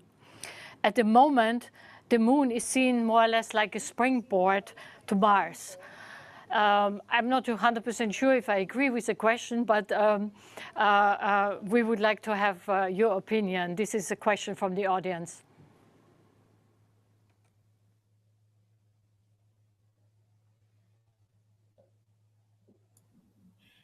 Я просил бы еще раз повторить вопрос. У нас перебои, сейчас появилась картинка. We had a problem with getting the question, so could you repeat the question? Okay, yes. We just reconnected. Yeah, the question is from the audience is there a long-term vision for permanent infrastructure on the moon? Or is the moon seen just as a springboard to Mars? На самом деле, исследование Луны, безусловно, крайне... Actually, exploration of the moon is a very important point. Так и с точки зрения обеспечения платформы для освоения Солнечной It's important both in itself and also important as a platform for further exploration of the solar system. В следующем году, в октябре, мы отправляем первую нашу миссию на Луну. In October next year, we are planning to send our mission to the moon. И в целом это будет такая технологическая отработки технологий мягкой и уверенной посадки. The purpose of this mission would be to test the technology for lunar landing. Последующие миссии также будут связаны с отработкой тех технологий, требуется для дальнего космоса. And further missions will be also focused on testing technologies which will be required for deep space exploration. Если говорить про пилотируемую часть этой, and talking about the manned part of this program, то самое важное это приобретение навыков дальнего полета космонавтов. I have to say that the most important thing here is to train astronauts and cosmonauts for staying in the deep space for a long time. То есть на такие дистанции, где невозможна постоянная поддержка со стороны Земли. Because they will be traveling at distances where support from will not be available. И в этом плане мы и планируем сейчас сконцентрироваться на исследованиях внутри Международной космической станции, на тех исследованиях, которые необходимы для автономного полета. Why our research program on board of the ISS will be focused on those research which results are required to ensure deep space exploration and deep space missions. Что касается Луны, это прекрасная платформа для изучения Вселенной. As regards, it's an excellent form for further exploration of the universe. Но там есть и свои особенности. And it has its own peculiarities. Это прежде всего возможность загрязнения лунной пылью оптических систем на Луне. Like, for example, the lunar dust may contaminate the lenses of optical systems which are installed, optical observation systems which are installed there. Поэтому в любом случае создание лунной имеет смысл как для исследования Луны, так и прежде всего для исследований других планет, потому что технологии, созданные для Луны, во многом будут востребованы. So in any case, there is a point in having permanent presence on the moon, both for the purpose of exploring the moon itself and for exploring other objects in the universe and in the solar system. Еще раз спасибо, Dmitry. Maintenant, je voudrais parler à Lisa. Now, I would like to address to Lisa. And you know that Canada has been a major actor in the fight against climate change, with, in particular, the RadarSat missions. And how do you see the future for CSA to the fight against climate change? Merci beaucoup pour la question. Our countries are being challenged right now. Our people, our health, our economy. And we believe that science is at the forefront of finding solutions to the current pandemic situation and other problems we have on Earth. We need to apply the science and technology we're advancing for space to Earth all while contributing to our economy. In fact, space is going to be integral to the economic recovery, the sustainable economic recovery in Canada and around the world. If you look at the Lunar Gateway, we're investing almost $2 billion to build and operate the next robotic system. This will have a very real impact on the Canadian economy. We estimate it'll contribute up to $135 million annually to our GDP and create and maintain some 1,300 high-quality jobs for Canadians over a 10-year period. And that doesn't even address the benefits that will emerge in fields like artificial intelligence, robotics, and health. Last week, I was at the G20 Space Agency's meeting. The director of the UN Office of Outer Space Affairs highlighted that over 10% of GDP depends on the use of satellites, with indirect benefits contributing additional percentage points. That really resonated with me. So how do we capitalize on that? We need to make space data open and available to creative companies. We need to find ways using technologies like artificial intelligence to better use that data. Many countries have made great advancements in this area, and I want to make Canadian data as open and available as possible too. Space is a catalyst for invention. It challenges us to push the limits of what's possible. It attracts bold, creative, and resourceful minds, and the global demand for space has accelerated and is expected to grow faster than at any time in history. It's truly a sector of economic growth for the future. In Canada, space has been recognized as a strategic national asset by our government. We're a reliable partner, and we have a global reputation for excellence and ingenuity in science and technology. Canadian companies are developing critical and niche technologies that have proven to be instrumental to international space missions and to all of our work here to combat climate change and its effects on our economy and our world. Our goal is to unlock the full economic potential of Canada's space sector, and together with all of you, respond to the realities of the new evolving space landscape and the challenges around climate change. Thank you. Thank you very much, Lisa. We have actually 5 minutes left. Of course, we want to still ask JAXA and ISRO. So concerning JAXA, there is another question from the audience. Hiroshi, what role will sustainability play in returning to the lunar surface? And this is particularly interesting for JAXA because there are news in the press that you will be the first to build a hydrogen fuel plant on the moon. Well, thank you very much for the question. Well, as I said, the currently ongoing international exploration aims at orbiting the moon and also at the lunar surface.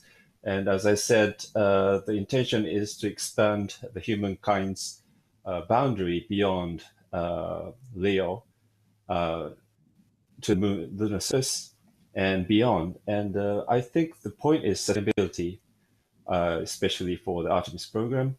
And our intention is to maximize our technology and experience to contribute to the program.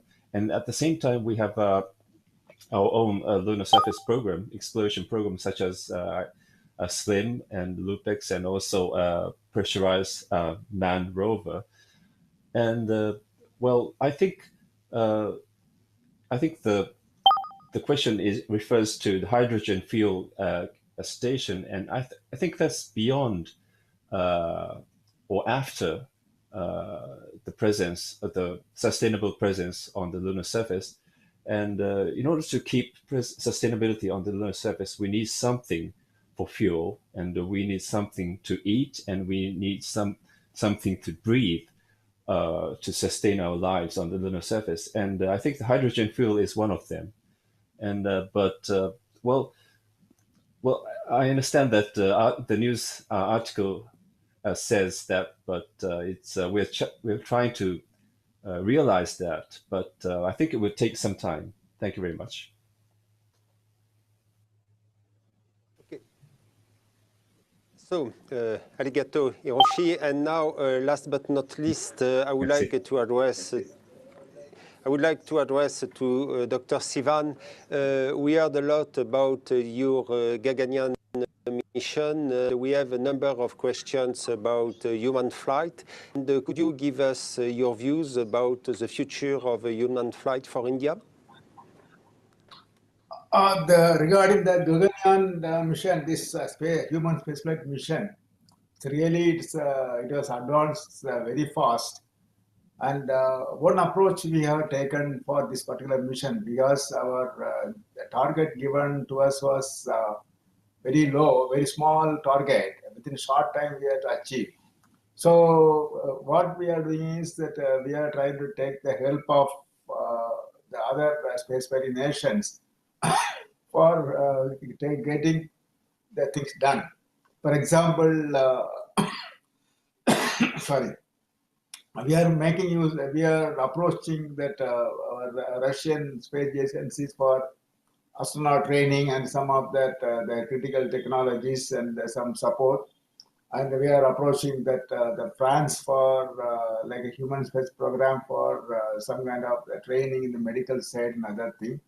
But similarly, some of the areas we are approaching that USA, NASA also. So with all these things now that we are really going very strong. And initially we targeted to have this launch before October 2000, August 2022. But as it's have a very that our COVID has some impact on our program. Maybe some small shift may be there in targeting the mission.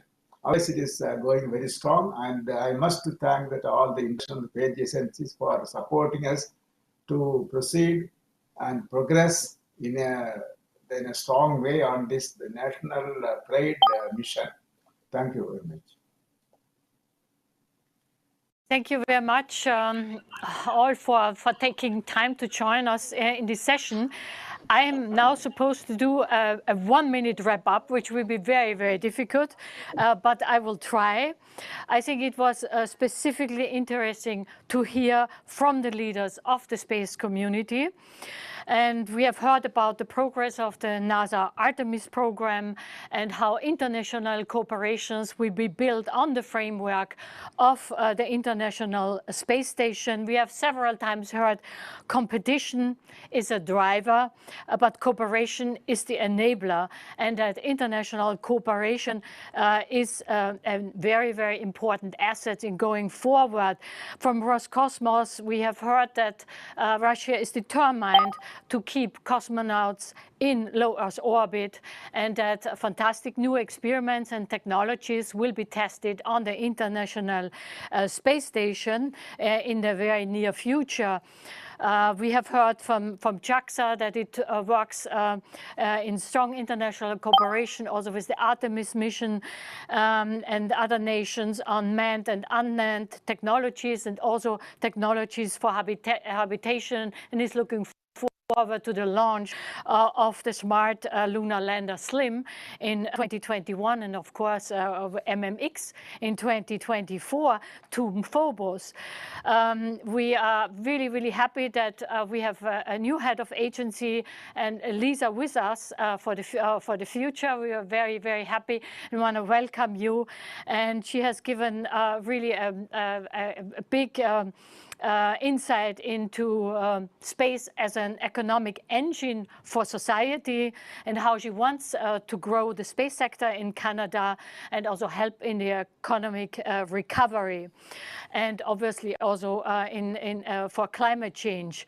ISRO, I think it is very interesting that ISRO will launch the Indian human spaceflight program through its Gaganyaan mission. Sorry.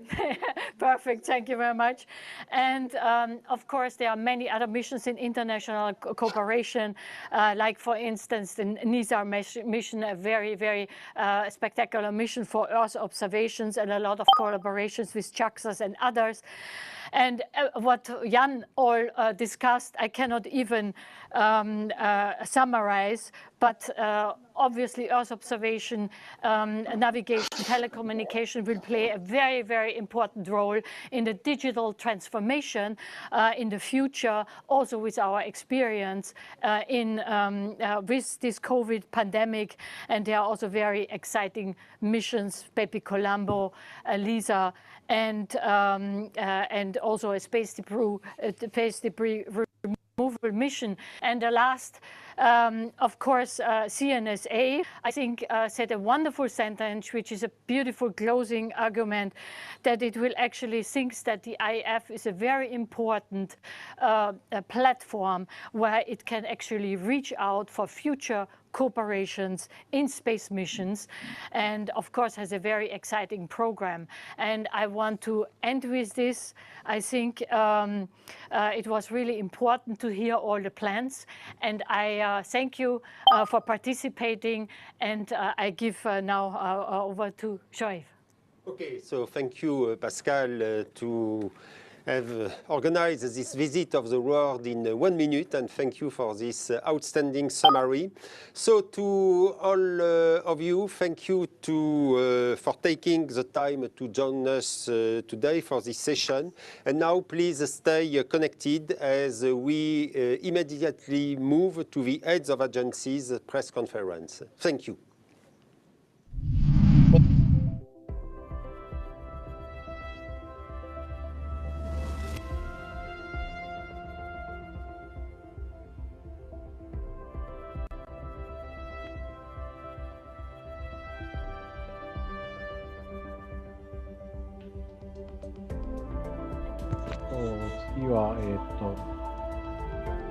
今のオープニングセッションが終わってですね、この次はですね、NASA の、長官のですね、ジム・ブライデンさんと、あと JAXA の、理事長の山川さんですね。あとは各国のですね、全部トップですね。すごいメンバーですね。こういう人たちが、スピーカーになってですね、パネルディスカッションするということみたいですね。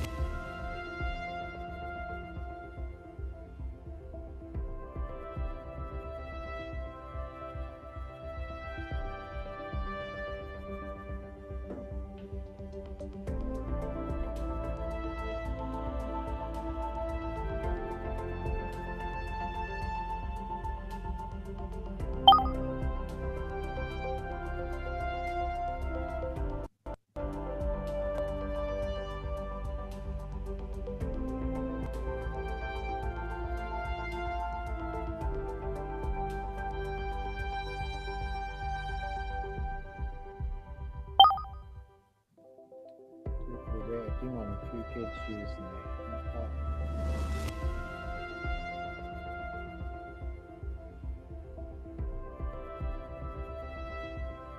23時からですか。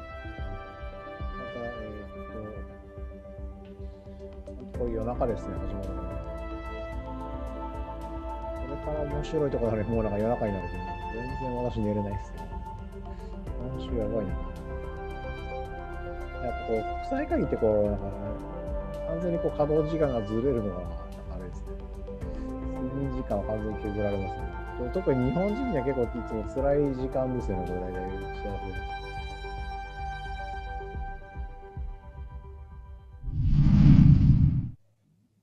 Thank you, Pascal. Thank you, Jean-Yves. This has been a very interesting Heads of Agency plenary indeed.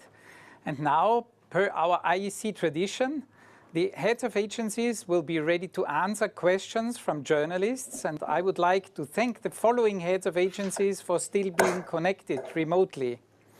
So let me welcome once again Jim Bridenstine, NASA Administrator, Dmitry Rogozin, Director General of Roscosmos, Hiroshi Yamakawa, JAXA President, Lisa Campbell, President of the Canadian Space Agency, Kay Sivan, ISRO Chairman, and Jan Werner, ESA Director General. Let me also welcome the journalists who have connected from different corners of our globe. Unfortunately, we have only 20 minutes, so let's jump immediately to the first question, and let me ask the journalists and the heads of agencies to be as concise as possible in their questions and their answers. So first question comes from Clive Simpson, Room Space Journal. Clive, please. Thank you. Good afternoon. As an international magazine for the space profession, Room Space Journal hears a lot from commentators about the new environmental crisis in the making, namely the escalating amount of space debris and multi-satellite constellations in low Earth orbits. As leaders of the world's most influential space agencies, you all have a responsibility and a duty to protect the space environment. So, in your opinion, how long have we got to address this problem, and how do you impose stricter regulations? Commentators about the new environment. Thanks a lot, Clive. We've heard about space debris and the importance of that already from Jan Werner. So maybe, Jan, you would like to answer this question? Yes, thank you very much for the question. So in fact, space debris is already an issue and will become a bigger issue. We have something like 5,000 satellites in orbit right now, and only about less than 2,000 are really active. That means we have 3,000, and then we have other parts like upper stages, we have adapters, etc. And therefore, I proposed to the member states of ESA, and they finally gave me the money, to have 3 things at the same time. Number one, a space debris removal mission. It's called ADRIOS. We will do it. Number one. Number two is a space debris avoidance mission, which is also within this ADRIOS, where we will show that we can deorbit directly all the parts which are not necessary.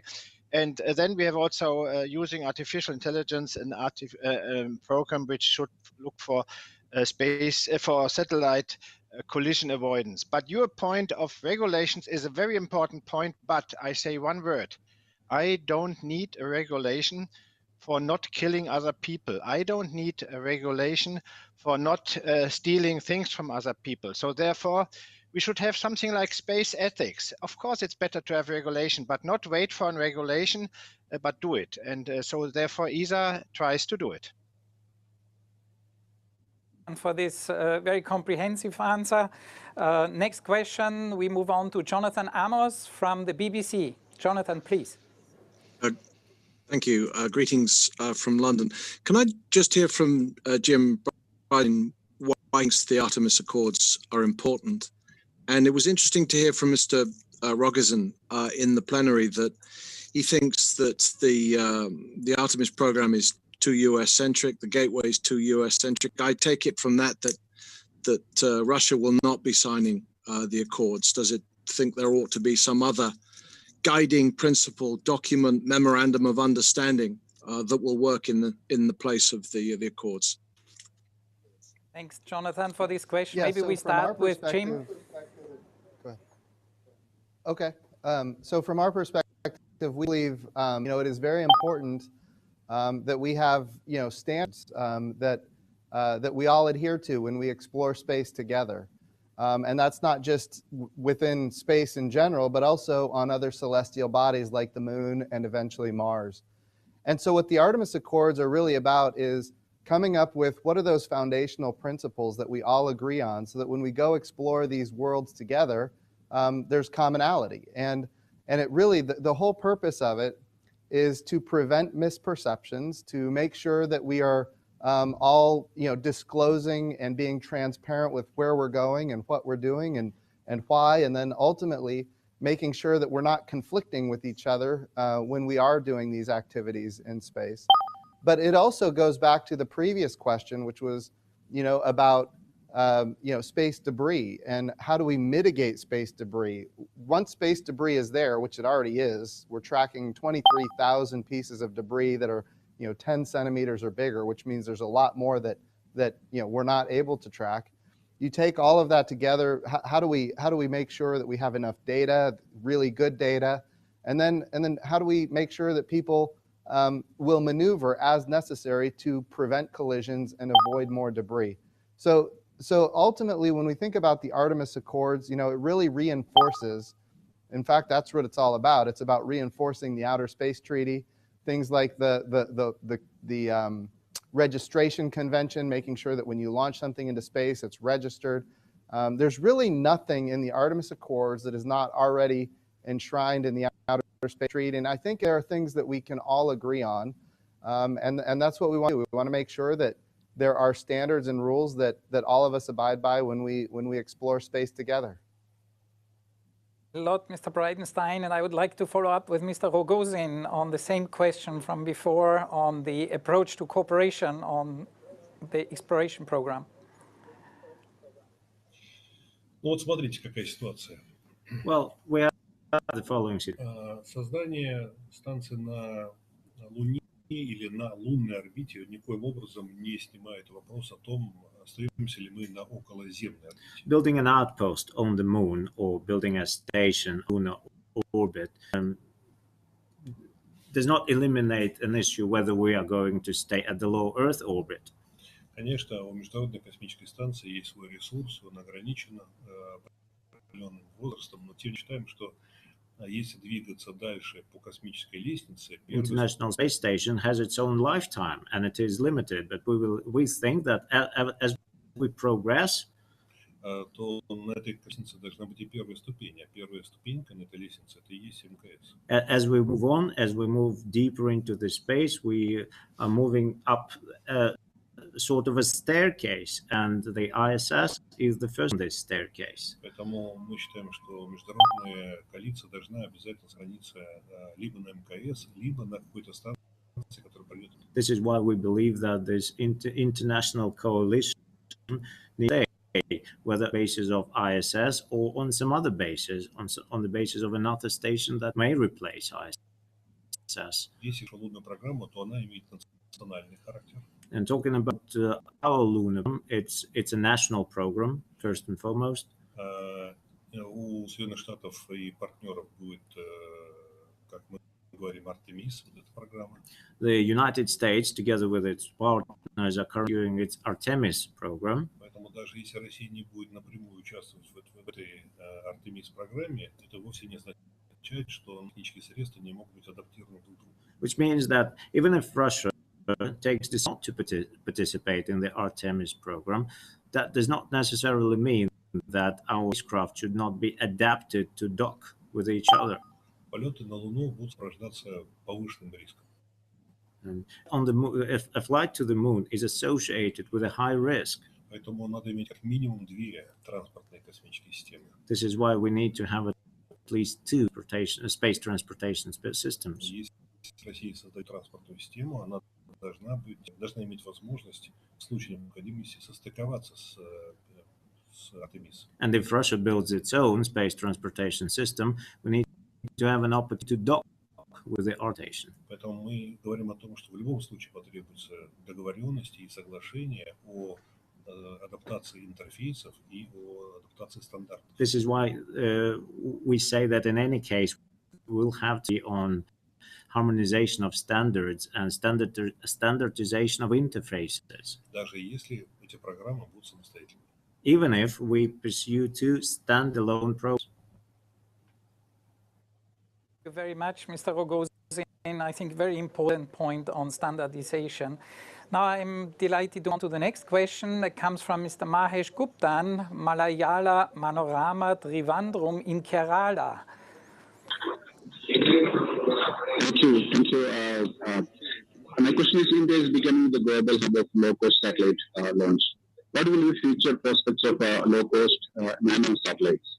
How does the agencies, including NASA, plan to cooperate with ISRO? Thank you very much. I had certain difficulties to understand, but maybe Mr. Sivan, you understood the question better than me?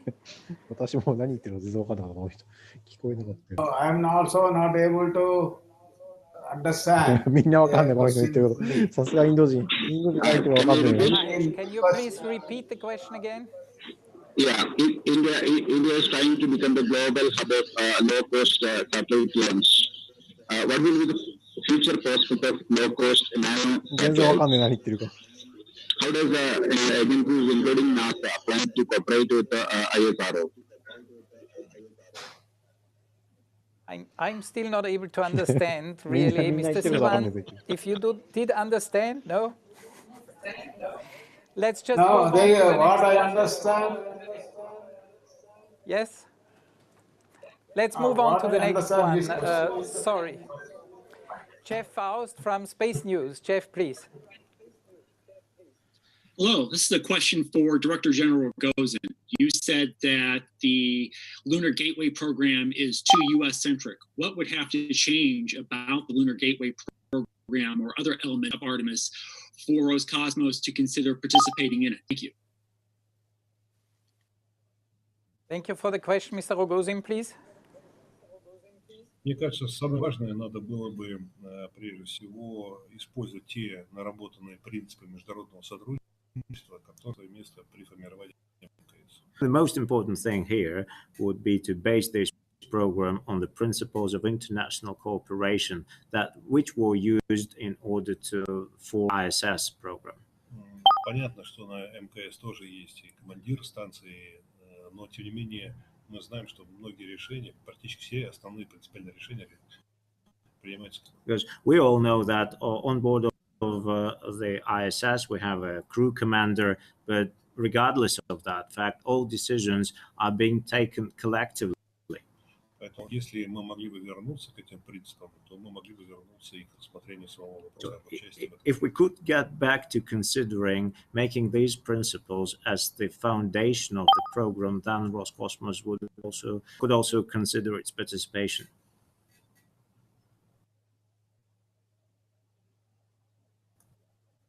Kacheva from Roscosmos TV. We have Elena Takacheva from Roscosmos TV. Your question, please.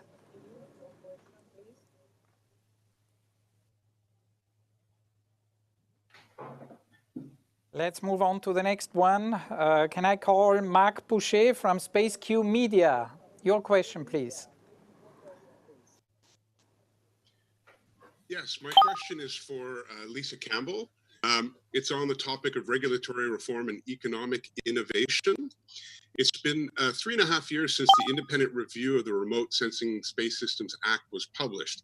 As Canada tries to innovate and create impactful jobs, the Act is seen by industry, including startups, as an obstacle to innovation.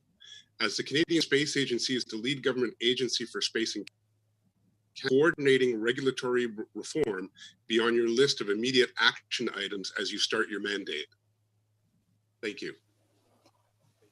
Thanks very much for the question, Mark. Great to be speaking with you. And you heard my opening remarks during the panel. When it comes to the global space sector, economy, technology, and science are coming together as never before. And Canada has to be a part of that. Space is a catalyst for invention. Rising to the challenge of space pushes the limits of what's possible. So yes, I am very focused on our current framework. How does it enable science playing a key role in the development of new technologies? How does science help us push engineering requirements far beyond the state of the art? Commercial space is making space more accessible through emerging opportunities, new applications, innovation, and entrepreneurship. And Canada has to be an important part of all of that. We have to position Canadian companies to seize their share of this new emerging global market and continue to contribute to the global economic recovery. We're going to work hard to position Canada's domestic space industry on the international stage. Our goal is to unlock the full potential of Canada's space sector and respond to the realities of a new and evolving space environment. Thank you. Thank you very much, Ms. Campbell. And the next question from Irene Klotz from Aviation Week.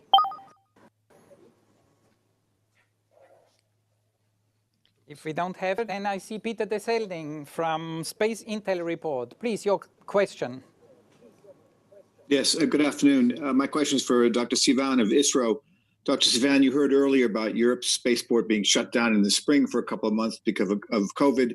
That has now happened to ISRO as well. I'd like your assessment of the current situation and most particularly for the PSLV schedule. Are you planning a launch for November or is it too early to tell given the COVID situation there? Thank you.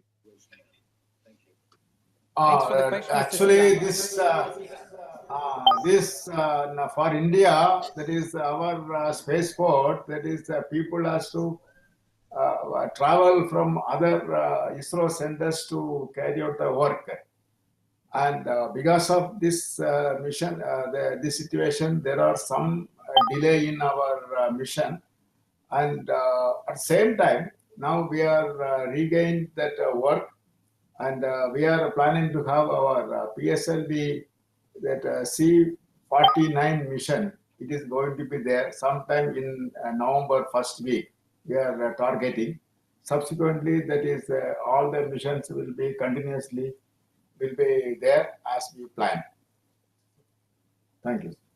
Mr. Sivan, dear heads of space agencies, dear journalists, dear delegates, unfortunately our time has ended. I would like to thank our heads of agencies, the journalists, and all of you for attending.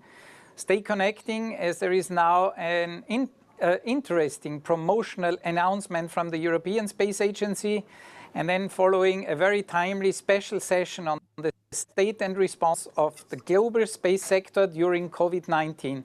Thank you very much for being with us. Thank you. Thank you.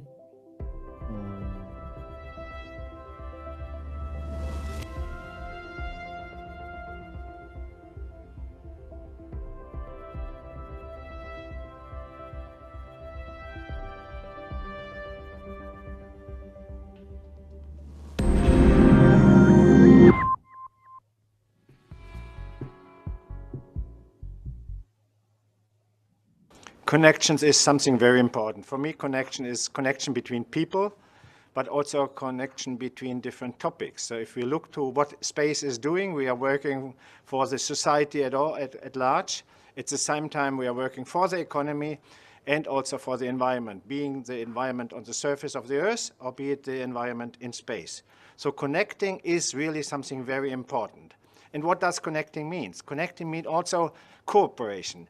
It's clear that competition is a driver. Through competition, you can do things faster, better than before. But with cooperation, you can do things you cannot do alone. So therefore, cooperation is an enabler, and connection and cooperation belongs together.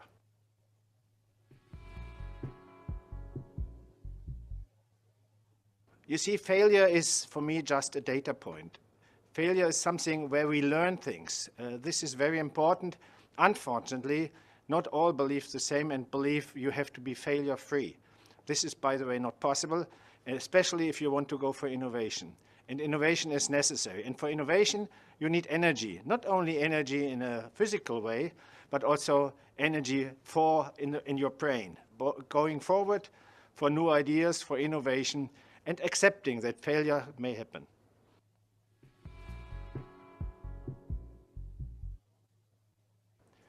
Coronavirus really changed the world. Of course, we are mourning the dead people, the ill people, but at the same time, we see that coronavirus is an opportunity. It sounds strange, but it is an opportunity because digitalization, digital transformation is coming much faster than before. I can remember that something like 2 years ago, I tried to convince each and everybody to go for a digital ESA, and they said, okay, wait, we are not ready for that. Now, within a couple of months, suddenly we are ready. We are better in our processes, we are faster in our processes, and each and everyone is linked through the media, through the internet, to each other. And that means also that we are going for different ways of interaction. I call it synaptic interactions because we can combine people from each and every place, from each and every institution. So it's also, the coronavirus also brought us some opportunity, and I call this the new normal.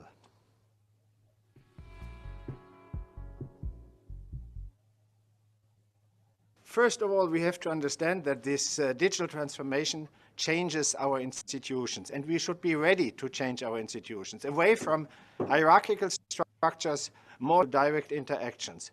And by that, we can do it also on an internal era where we are talking together with each and everyone worldwide to bring space forward, because space is good for the society, and by using all the possibilities digital transformation gives us, we can go forward, and we can also go forward to the moon.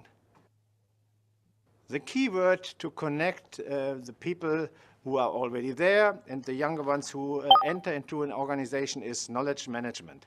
And this can be done by digital transformation, by digital help. It's not just to ask the people directly or look into their brains.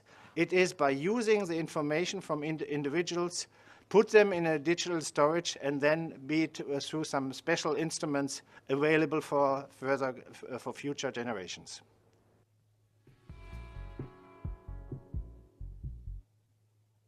My first hope is, of course, that we can fight the virus. It's incredible that such a tiny virus is today really governing the discussions in all countries worldwide. So we have to fight the virus.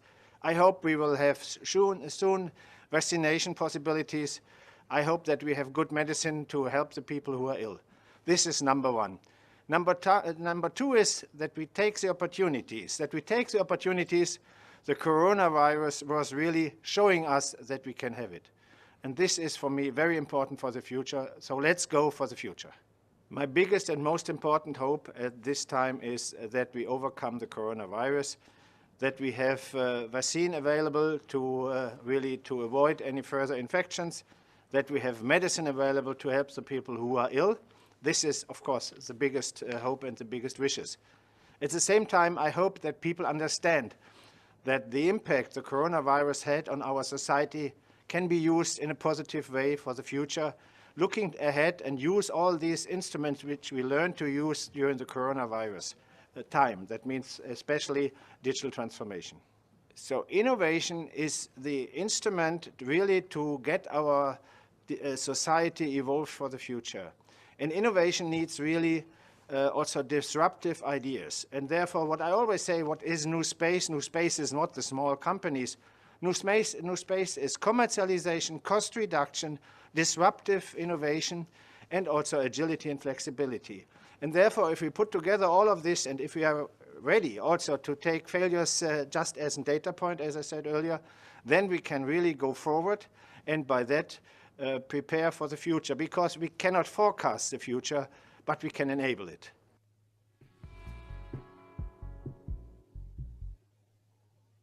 Hopefully space in 10, 20, 30 years will be in space. And this is a real sentence. What I mean is that we are going beyond all the borders humans had so far. So I believe humans will go to the moon, will go to Mars, and maybe also beyond. And this is in our genes, in our DNA. So therefore, I hope that space is still supported by the public and by the private sector at any time.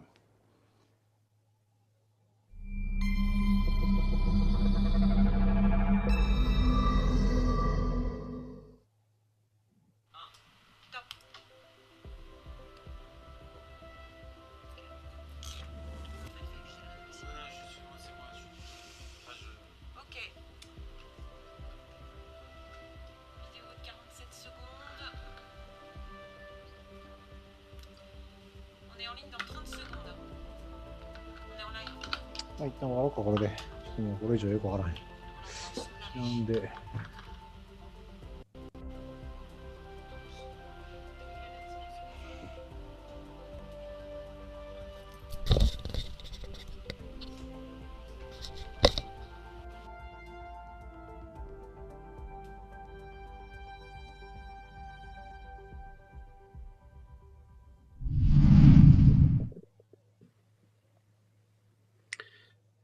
Good afternoon, ladies and gentlemen, and fellow IAF colleagues. It is indeed my privilege to moderate this vitally important topic titled The State and Response of the Global Space Sector During COVID-19. We are still in the midst of an unprecedented COVID-19 crisis. ということで、一旦ここで、ライブ配信をですね、終わりたいと思います。もう気づいたら時間は日本時間でいうと11時です。はい。あれなんだこれ。Economies around the world have been hit hard, and we are thrown into ズームおかしくなっちゃうので、一旦終わろうかな。Jobs have been lost and funding has been cut across many industrial sectors, and the space sector has certainly not been spared. This panel discussion will also reflect on how we can better prepare for future such pandemics through the lessons we have learned during COVID-19. And